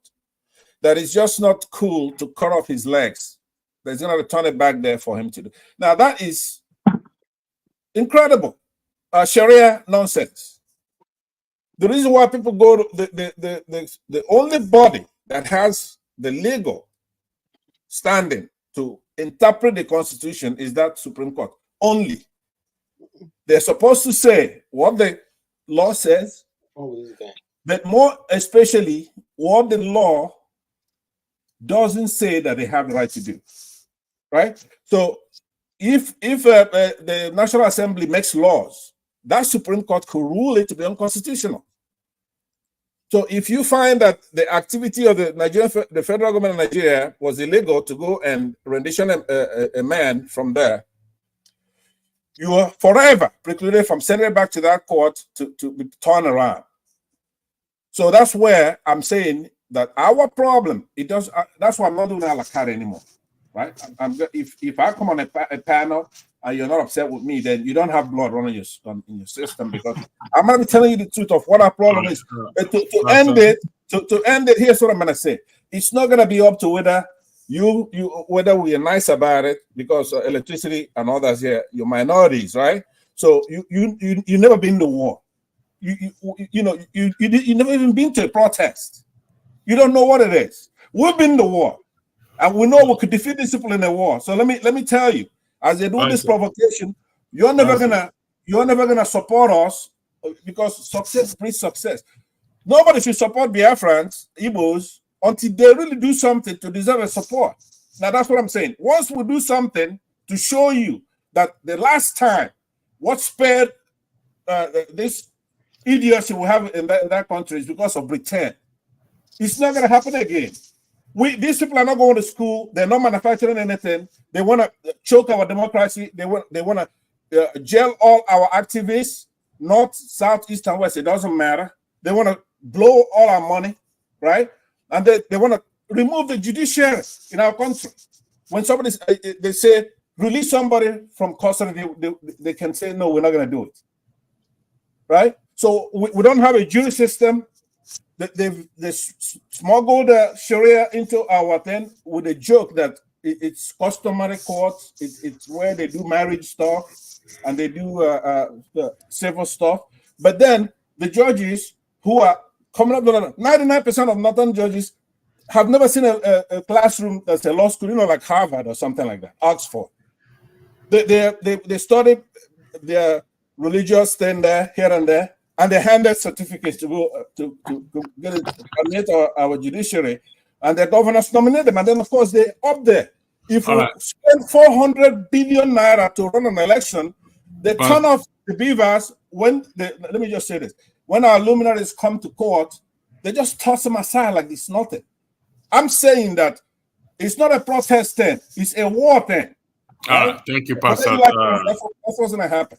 Thank you for standing in for me. I appreciate it. I've lost KJ. I wanted to hand it over to KJ. Gentlemen, I'm going to give you, each of you, you only have, Eccentric, are you there? Eccentric, it looks frozen. Oh, you look, okay. You kind of look frozen, so I wanted to be sure. So I will give each of you 5 minutes, starting from CM, then Jefferson, then Eccentric, then Pansat. So to give your closing argument, please. Thank you. Well, in my closing argument, is it the South or the Southeast governor that are holding in? Anything you want to use as your closing argument. Yeah, this is a closing argument, so it is not. It's the federal government that is holding him. For what reason? Maybe they feel, or they've been living on this phantom lies. Oh, if we release him, he's gonna energize or sort of inspire other people. They will start be agitating for the same thing. In fact, they don't want Nigeria to break up. That the best way to stop Nigeria breaking up is to hold Nnamdi Kanu. So that when you hold him, everything will quieting. And then when it quietens, then Nigeria continues. Okay. But what they've forgotten is that because the awareness Nnamdi Kanu has created about Nigeria has become something of what some of them you can see in the history books. So people have now come to realize that Nigeria is a joke. So as a result of that, everybody is now trying to see people that are benefiting from Nigeria. What can they do to keep on feeding? That releasing Nnamdi Kanu is like taking away their feeding bottle. Well, that is the thing they do not want to know. But to me, as an Igbo, I feel humiliated. To be honest with you, I feel any day I wake up, I just feel I'm diminished as my humanity because Nnamdi Kanu is there. What? You see, do you know why I feel humiliated? At the earlier, even when he was renditioned, the Ohanaeze Ndigbo, to which I respect our leaders, even we sometimes I may not may not agree with them. The man, the former ambassador to Nigeria, Nigerian ambassador to US, Israel, and Cyprus, Professor George Obiozo, he went to Buhari. He said, let us do it in a political way because Michael Zekome, the lead counsel, has looked at the case, say, look, there's no point to save face, to save Nigeria from international opprobrium and shame. This is a chap you renditioned. Ordinarily, you shouldn't bring him to court. You have to send him back to Kenya and they apply. And to do it, America is the superpower today, the only remaining superpower in terms of with a how many $1 trillion economy. Yet America needed, because they arrested Hush Puppy in Dubai, he defrauded the Americans. They want to try Hush Puppy. In trying Hush Puppy in America, Hush Puppy gave them a link that there's a man called Abakari, police officer, who is doing the deal for him.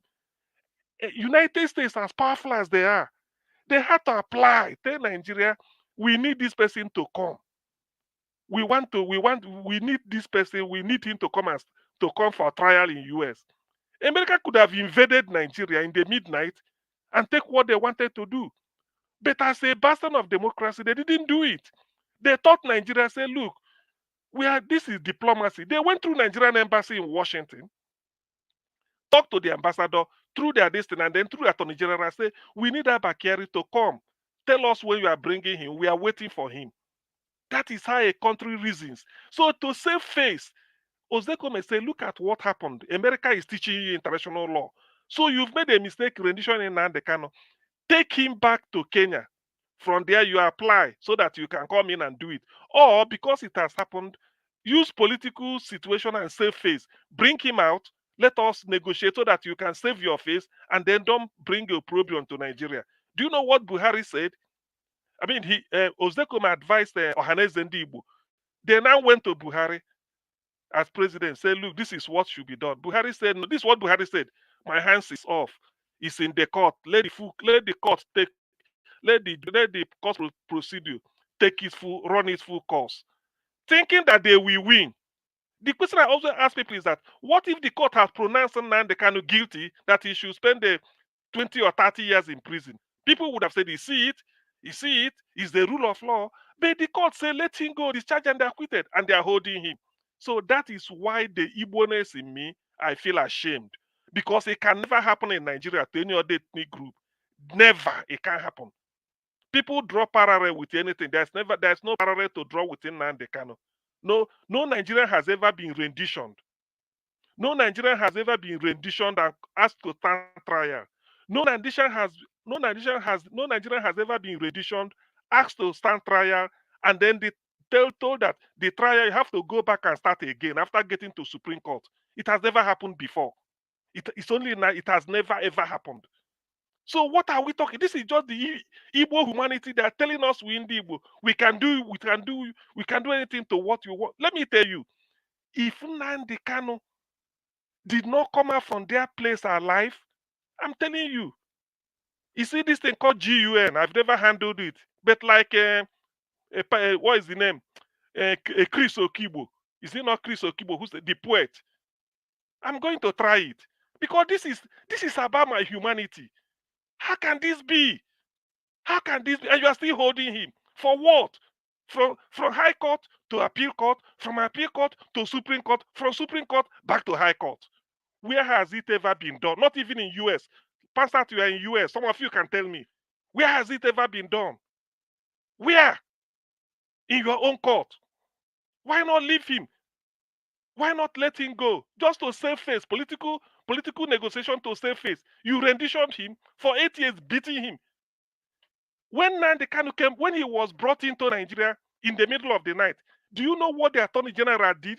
To address a press conference, he spoke in Hausa for 30 minutes to tell the people that they've gotten their enemy. Why not speak in English and then let them go and translate? But he spoke it in Hausa. And you are telling me that as an Igbo, I should be proud of Nigeria. I should be happy. This is humiliation. Every day I drink water, I feel ashamed. Thank you, sir. Jefferson, the floor is yours, please. Hello, can you all hear me very well? Yes, we can hear you loud and clear. CM, is it at CM hash? First of all, I just want to tell you that, first of all, as far as we're all breathing as human beings, we should hold ourselves high as a being. I put it that way. Okay, let me make it simple. No matter what, nobody's dignity can be trashed to the ground, no matter the state in which that human being is.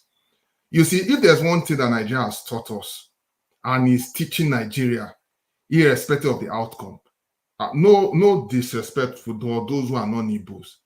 It has told that irrespective of what they do to us as an Igbo, we'll still stand strong and be successful.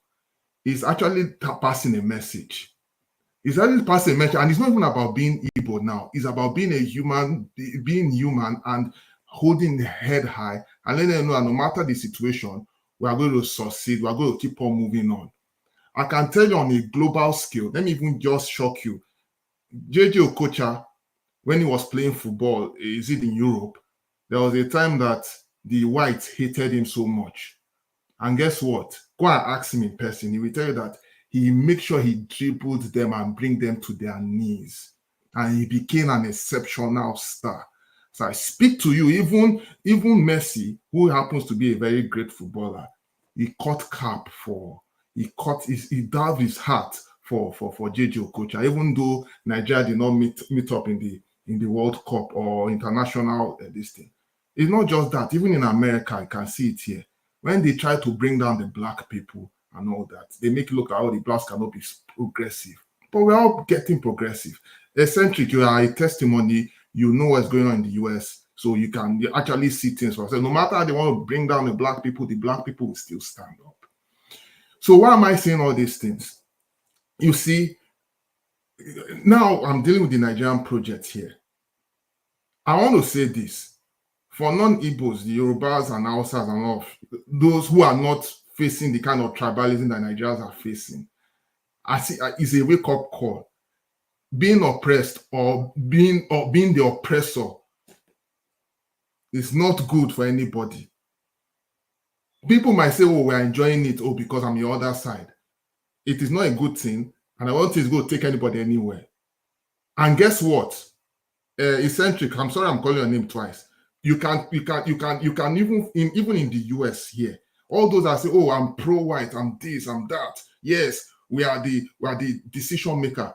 They don't go. At the end of the day, they are being used. The top 1% is controlling the 99% of the world. Let us think of that at the moment. It is a construct. It's only a construct at the end of the day. Because when they generate all this hate, it's not as if they are generating the hate for just one people to be good. No, it's for some people from collective, So, CM, I can tell you one thing.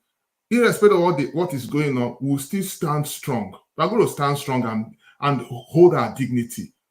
No, I've seen so many things. Look, I've seen so many things that can make me get depressed. But I still stand strong and hold my head high and say, look, no matter what these guys do, they are not going to suppress my being. And we prevail. And even the people that are responsible for the oppression, I think that they're enjoying it. They're the ones suffering it. In fact, their heart is even getting bitter. And it's unfortunate. I have to say this to let you know why manipulation is not going and why everybody has to speak up, irrespective of who is enjoying the fall. Unfortunately, in Nigerian state, even the Yorubas who even voted for Tinubu, the Yorubas are suffering seriously. In the north, not are even suffering. The white people is suffering in the east, yes. It's just game and tactics.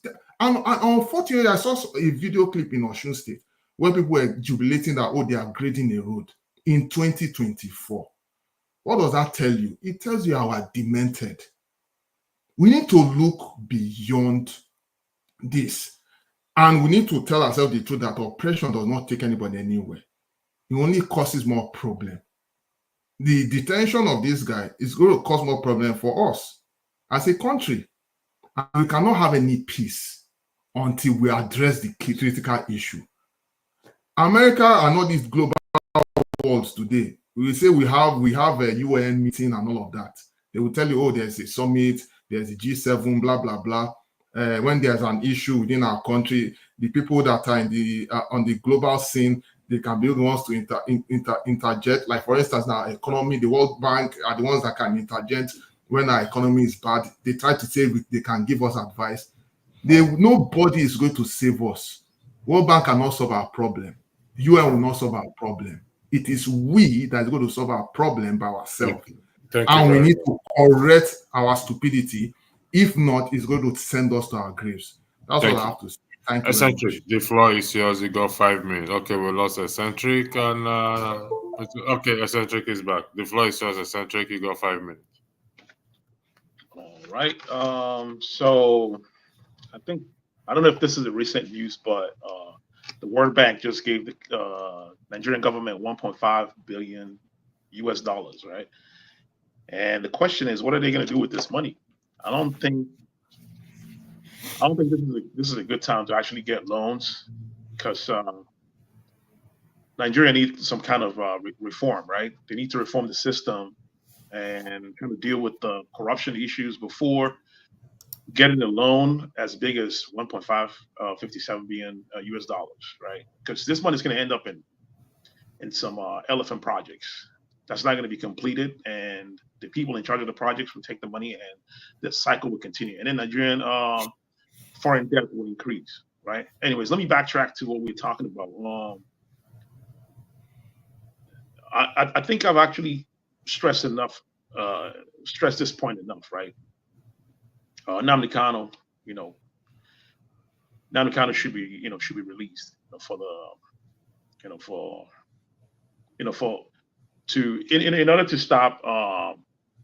order to stop any type of uprising, in the country. Nnamdi Kanu should be released, and the core issue should be addressed. The core issue is poverty. Also, I want to admonish everyone here. I want to let you guys know that the problem that we're having is between the elites in Nigeria and the working class people, right? And no matter the region you go to, if you go to the south, or the southeast, or the north, working people are suffering. They are experiencing the same problem, right? There's poverty, there is economic disparity, right? There's a lot of economic disparity. For instance, if you go to Lagos State, right? If you go to Lagos, I think the core Lagos State, you will see the disparity between the core Lagos and the island, right? If you go to the island, it's pretty much like New York City, right? The houses there are so expensive, like almost really expensive, that someone like me living in the United States can't even afford to rent properties there. So that and it makes me wonder, like, how could people with such wealth be living in a country where the poverty level is so like draconian, right? It gives you a picture of what's really going on in the country, right? It's the economic system, of course, capitalism, right? Capitalism creates this wealth disparity. It's kind of inbuilt in the system, right? That's why companies like Dangote, could grow so big and become a monopoly, right? It's inbuilt in the system. I think Nigeria needs to kind of try a different system, right? A system that's people oriented. I would go to the extreme to say, hey, we should try socialism, right? We should try socialism and bring in social programs, to benefit the people. We can adopt some social programs from China, from the United States of America. We can bring some of the social programs that they have there and bring it to Nigeria. Something like the WIC program, where the government, the poor people can get get some food, from the state government or whatnot. We don't have stuff like that in Nigeria. We need those. We need those things because the poverty there is extreme. The people need help, and the money, the inflation issue is actually making it worse because the money is losing a lot of value. Before, I think probably like 10 years ago, if you send in like 100,000 naira, you could do a lot. People over there could do a lot with it. But right now, 100,000 naira could be spent in a week, buying groceries. It's pretty bad. And the thing is, people are not making that much money there. So it's a hyperinflation. The hyperinflation can be dealt with by the federal government. They just need a change in the system, right? Instead of following like the World Bank model, and because like I just read the World Bank representative in Nigeria, I think his name is kind of reminds me of a Senegalese, something Diop. He said that the government should not change their economic policy, that they should keep going. That if they change their economic policy, it's going to create more problems for Nigeria. I kind of disagree with that. And it kind of tells you what the, organizations like the World Bank, what their priorities are. They don't really care about the ordinary people. They just want. All right, Jefferson, thank you. Eccentric, thank you very much. Mr. Pansat, you have 5 minutes for your submission, please. Thank you, sir. I have an appointment, so I'm going to. I had to dress up quicker so I could render my peace. Concluding remarks. Electricity. Did you say you have another program coming in how many hours? No. Goodness me, Pastor. Don't want me to sleep. It's next week. Oh, next week. All right, very well. Goodness me. Now I know you don't love me. No, that's okay. I don't love any man. I love beautiful babes, right? You have beautiful babes, right? Can you mention some names? Can you mention some names for us, please? No. So, on a serious note, these programs that we're having here, especially here on Dr. Damages, is very, very good as we try to solve the problem we have the country. We have to have civil discourses, and that's good. You have someone like Dr. CM here. You have Jegun. I think Jegun contains a lot of knowledge, historically, those kind of things. Some of us spent our time in science, physics, mathematics. We don't get to showcase it. We come in this domain to where we have to be artful. We have to use, fancy language, right? And our country we've become cowardly. We're a cowardly country for whatever reason. It's like in those days you go and maybe your grandma give you a chicken, you come home, you tie it together. The first day you brought it, it wants to run away. But if you tie it down for a little bit, then it just stays there, right? It becomes your chicken that walks around. That's what we've become in Nigeria, right? Look at the state of our country.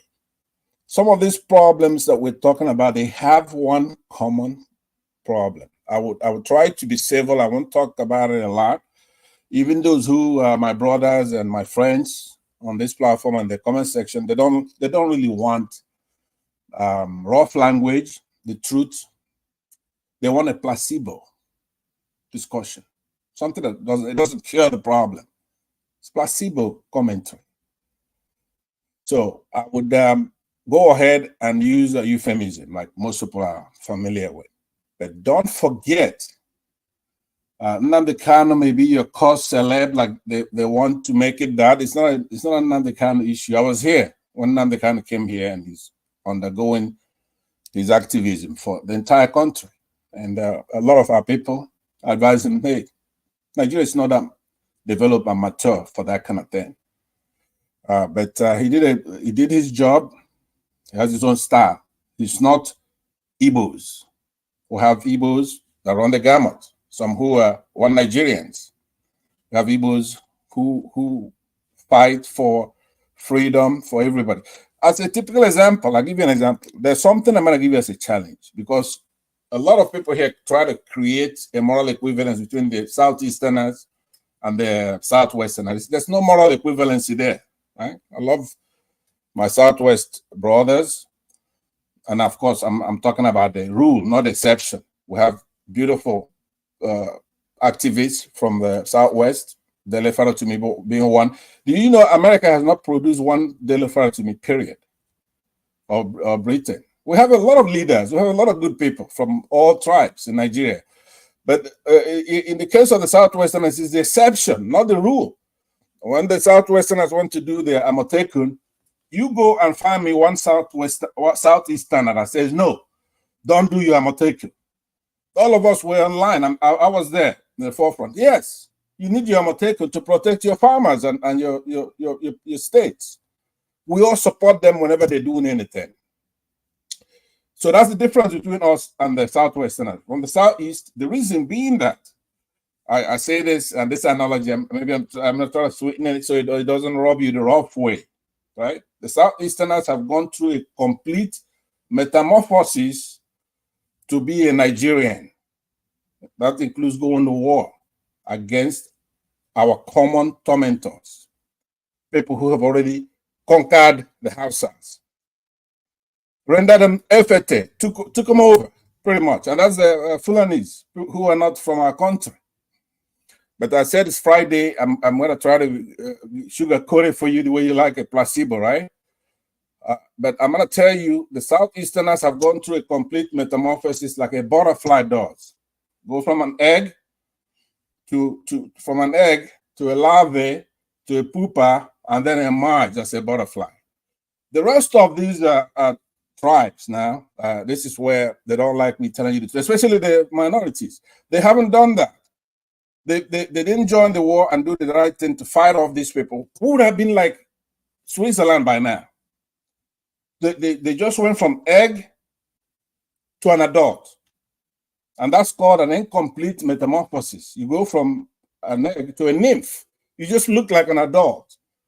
Now, the insect that does that is called a cockroach. It's one of them. There are others that do the same thing. It's not calling anybody any names. What I'm saying, we've been through the complete metamorphosis. So when you see a Buhari come after a jackboot thug was truncated our nascent democracy, took over from our elected government, he ruled as a head of state, a military thug, killed a lot of people, ruled by decree. So he came back to run for office. This will be his fourth time. You go and look, Southeastern have voted against him the whole time. He gets single digits. However, in 2015, he came in and the Southwesterners voted for him, brought him in. And since then, our country has gone down. They conspired with Northerners and Yorubas conspired to remove our civil servants who actually went to school and have a certificate like Ngozi Konjiwale. And since then, if you plot the graph, X and Y, since they were able to skim out the support from government, then the country went down. They can't feed themselves. So it's not a moral equivalency. So what I'm saying, now things are getting better. Some Southwesterners are coming up, the Westerners, some Northeasterners, some minorities. They're beginning to understand that this Biafran war was not just a war against the Igbos. It was a war to take our resources from the South, and it's being aided by Britain. Now, you have the discussion. You don't want to know how did Nnamdi Kanu get captured. It's not Buhari. It's not the Northerners. It's Britain. During the war, we weren't fighting the Northerners. We were fighting Britain, right? That's what it is. So thank you very much. Let's just let me land. Electricity. Let me land. I'm almost done. So what I'm saying to you is that when we have these discussions, we have to have it with a purpose, which is to tell the truth, have a purpose. That somebody say, why are we talking? Do we want our judiciary and our legislature and our executive branches merged up together like that to where there's no check and balances? Because it's a waste of time. No matter what system of governance you have, or economic system, if it's communism, if it's capitalism, if it's socialism, no matter what you have, it cannot work if everybody's going to be like a mumu there. You know the right thing to do. How can you do anything or go to an election where you know, say, after the election, then you have to go to the judiciary to determine winners and losers. That's who determines winners and losers. So it's an exercise in futility. So I'm saying a discussion about Nnamdi Kanu is a small discussion as far as I'm concerned. How do you get them out? It's small. We get them out by making the judiciary work. We get them out by facing down Sunni Muslims in the north and say, hey, look, we have to have this country be a civil place. No cheating, no deceit. Because you cannot do anything. Anyway, either we're going to be in a democratic path or we're going to have to do it by force. We cannot be cowardly the whole time, and decades are going. Right? So electricity, this is particularly to you because I know that you try to cover a little topic from a major topic. It's not Nnamdi Kanu alone that's facing this plight. Like others have said, I conclude with this. I've named El Zazaki, he went through the same thing. CM had tried to point out minutia. There are differences, obviously, but that's always going to be there, even here in the United States. Thank you very much. Whites at whites when it comes to the judiciary, but at least there are fundamental things. If you're wrong at the lower court, you could appeal your case. You have that hope as a common man. If a judge or a jury does something against you, then you could go to another level and go to another level. But if you have it to where the country has exclusive laws and they've come with a mindset to conquer us, I'm sorry to disappoint you. At some point, we're going to have to go back to war here. Let me just tell you right now, so you know that. I'm saying here, I'm here on TV. I'm saying if you don't do the right thing in a democratic setting, then we're gonna show you there are many Igbos. I think in my way of count, we have over 100 million Igbos. So it's not the same thing like say you electricity with your tribe there. Maybe you get a few thousand here and there, right? So you thank you. I'm gonna think big here. Your 5 minutes is up. Thank you very much. Thank you. Jago, the floor is yours. Thank you.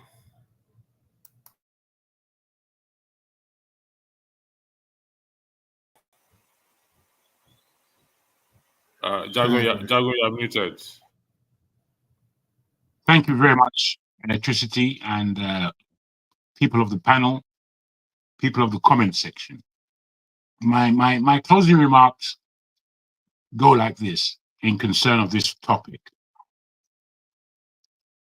Bring down Tinubu, bring down the system,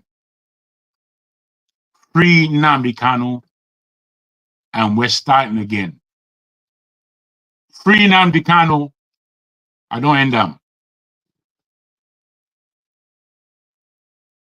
Thank you very much. Gentlemen and those in the comment section, I would like to thank you for... That's unbelievable. This is what they need a certificate for that.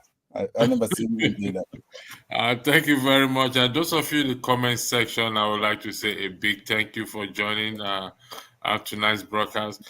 Next week, we'll be talking about the Sharia. I don't know which day, but most likely it's going to be Friday. We're going to be talking about the Sharia enshrining the Constitution. Why is it enshrining it? What is its implication on judiciary? What is the implication on the legislative arm? And what is the implication on the citizens at large? We will look at this. Should it be there in the first place? Given to the fact that that is not the only religion we have in Nigeria, or whatever we want to call it, believe we have in Nigeria. Should the Bible also be enshrined in the Constitution? Should the Abbalist belief also be enshrined in the Constitution?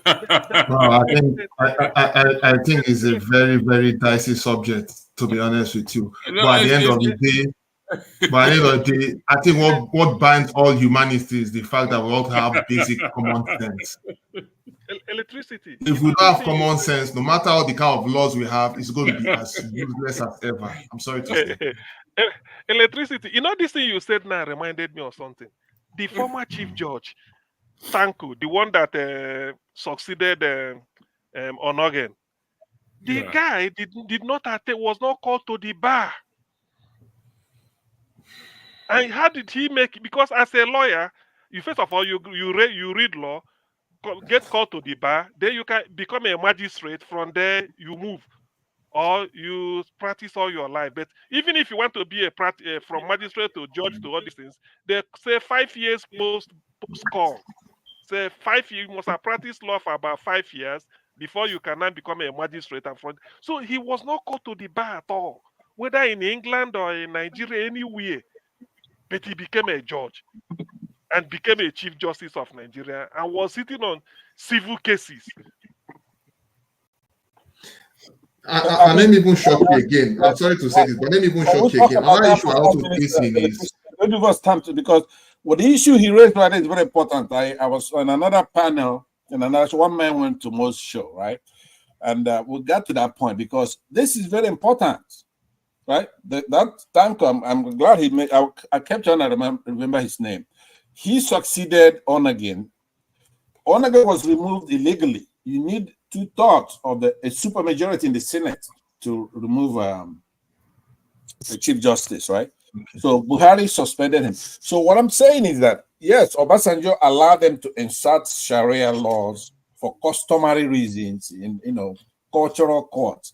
That's okay, but the jurists, though, as they go move up the ladder, then a judge in a Sharia court who came in just from Islamic training, studying their Islamic thing there, right? There's no physics, there's no chemistry. Because in the Western jurisprudence, before you become a lawyer, you're gonna go through some electives. You're gonna know some things about other cultures. You're gonna know a lot of things. You attend law school. So these people, as they come in from Sharia, right? So the judges is what I'm not fighting the Sharia court itself, but when the judges then go into the federal system nominated by their governors, they're now in the federal system. They are still Sharia judges, even though the courtrooms they go to administer, it's not a Sharia court. So they bring their prejudices when they come up there. That's why people are not being released. You have to have a judiciary that believes in the secular constitution of the country. You have to.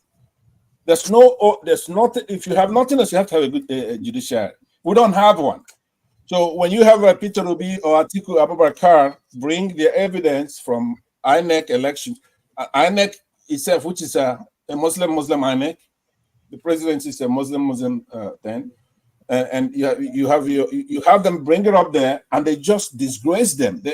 We are in a state of war. Let's be honest about it. Biafrans, Igbos, we're in a state of war with Nigeria because, like somebody said, the 3 R's is not been implemented.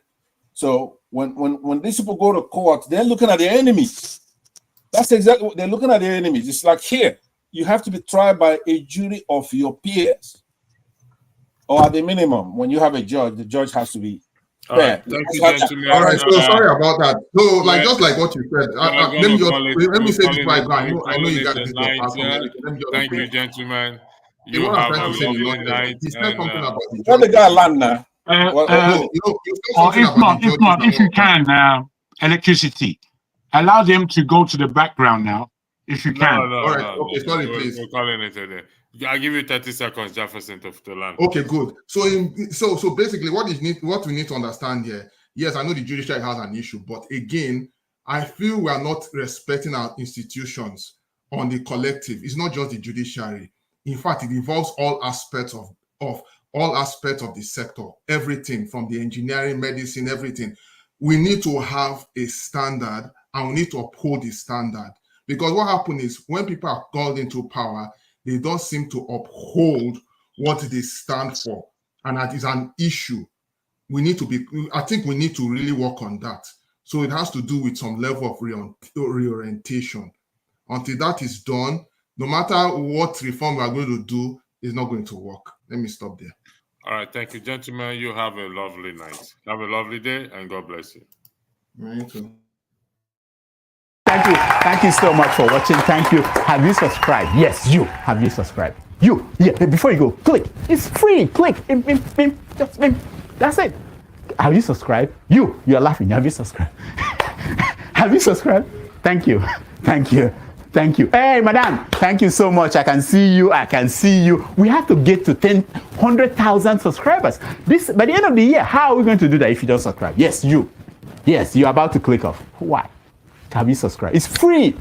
If you don't, ask your son, ask your daughter how to. Just one click. Thank you. Thank you. I see you. Aha. Thank you very much. Thank you very much. I'll see you tomorrow.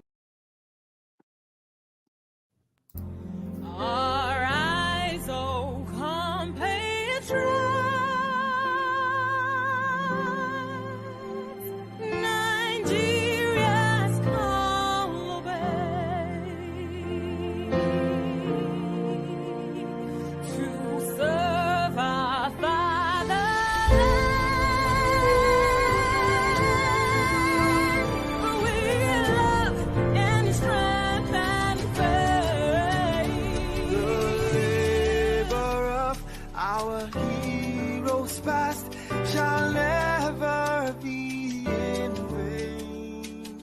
To serve with heart and might, one nation bound in freedom,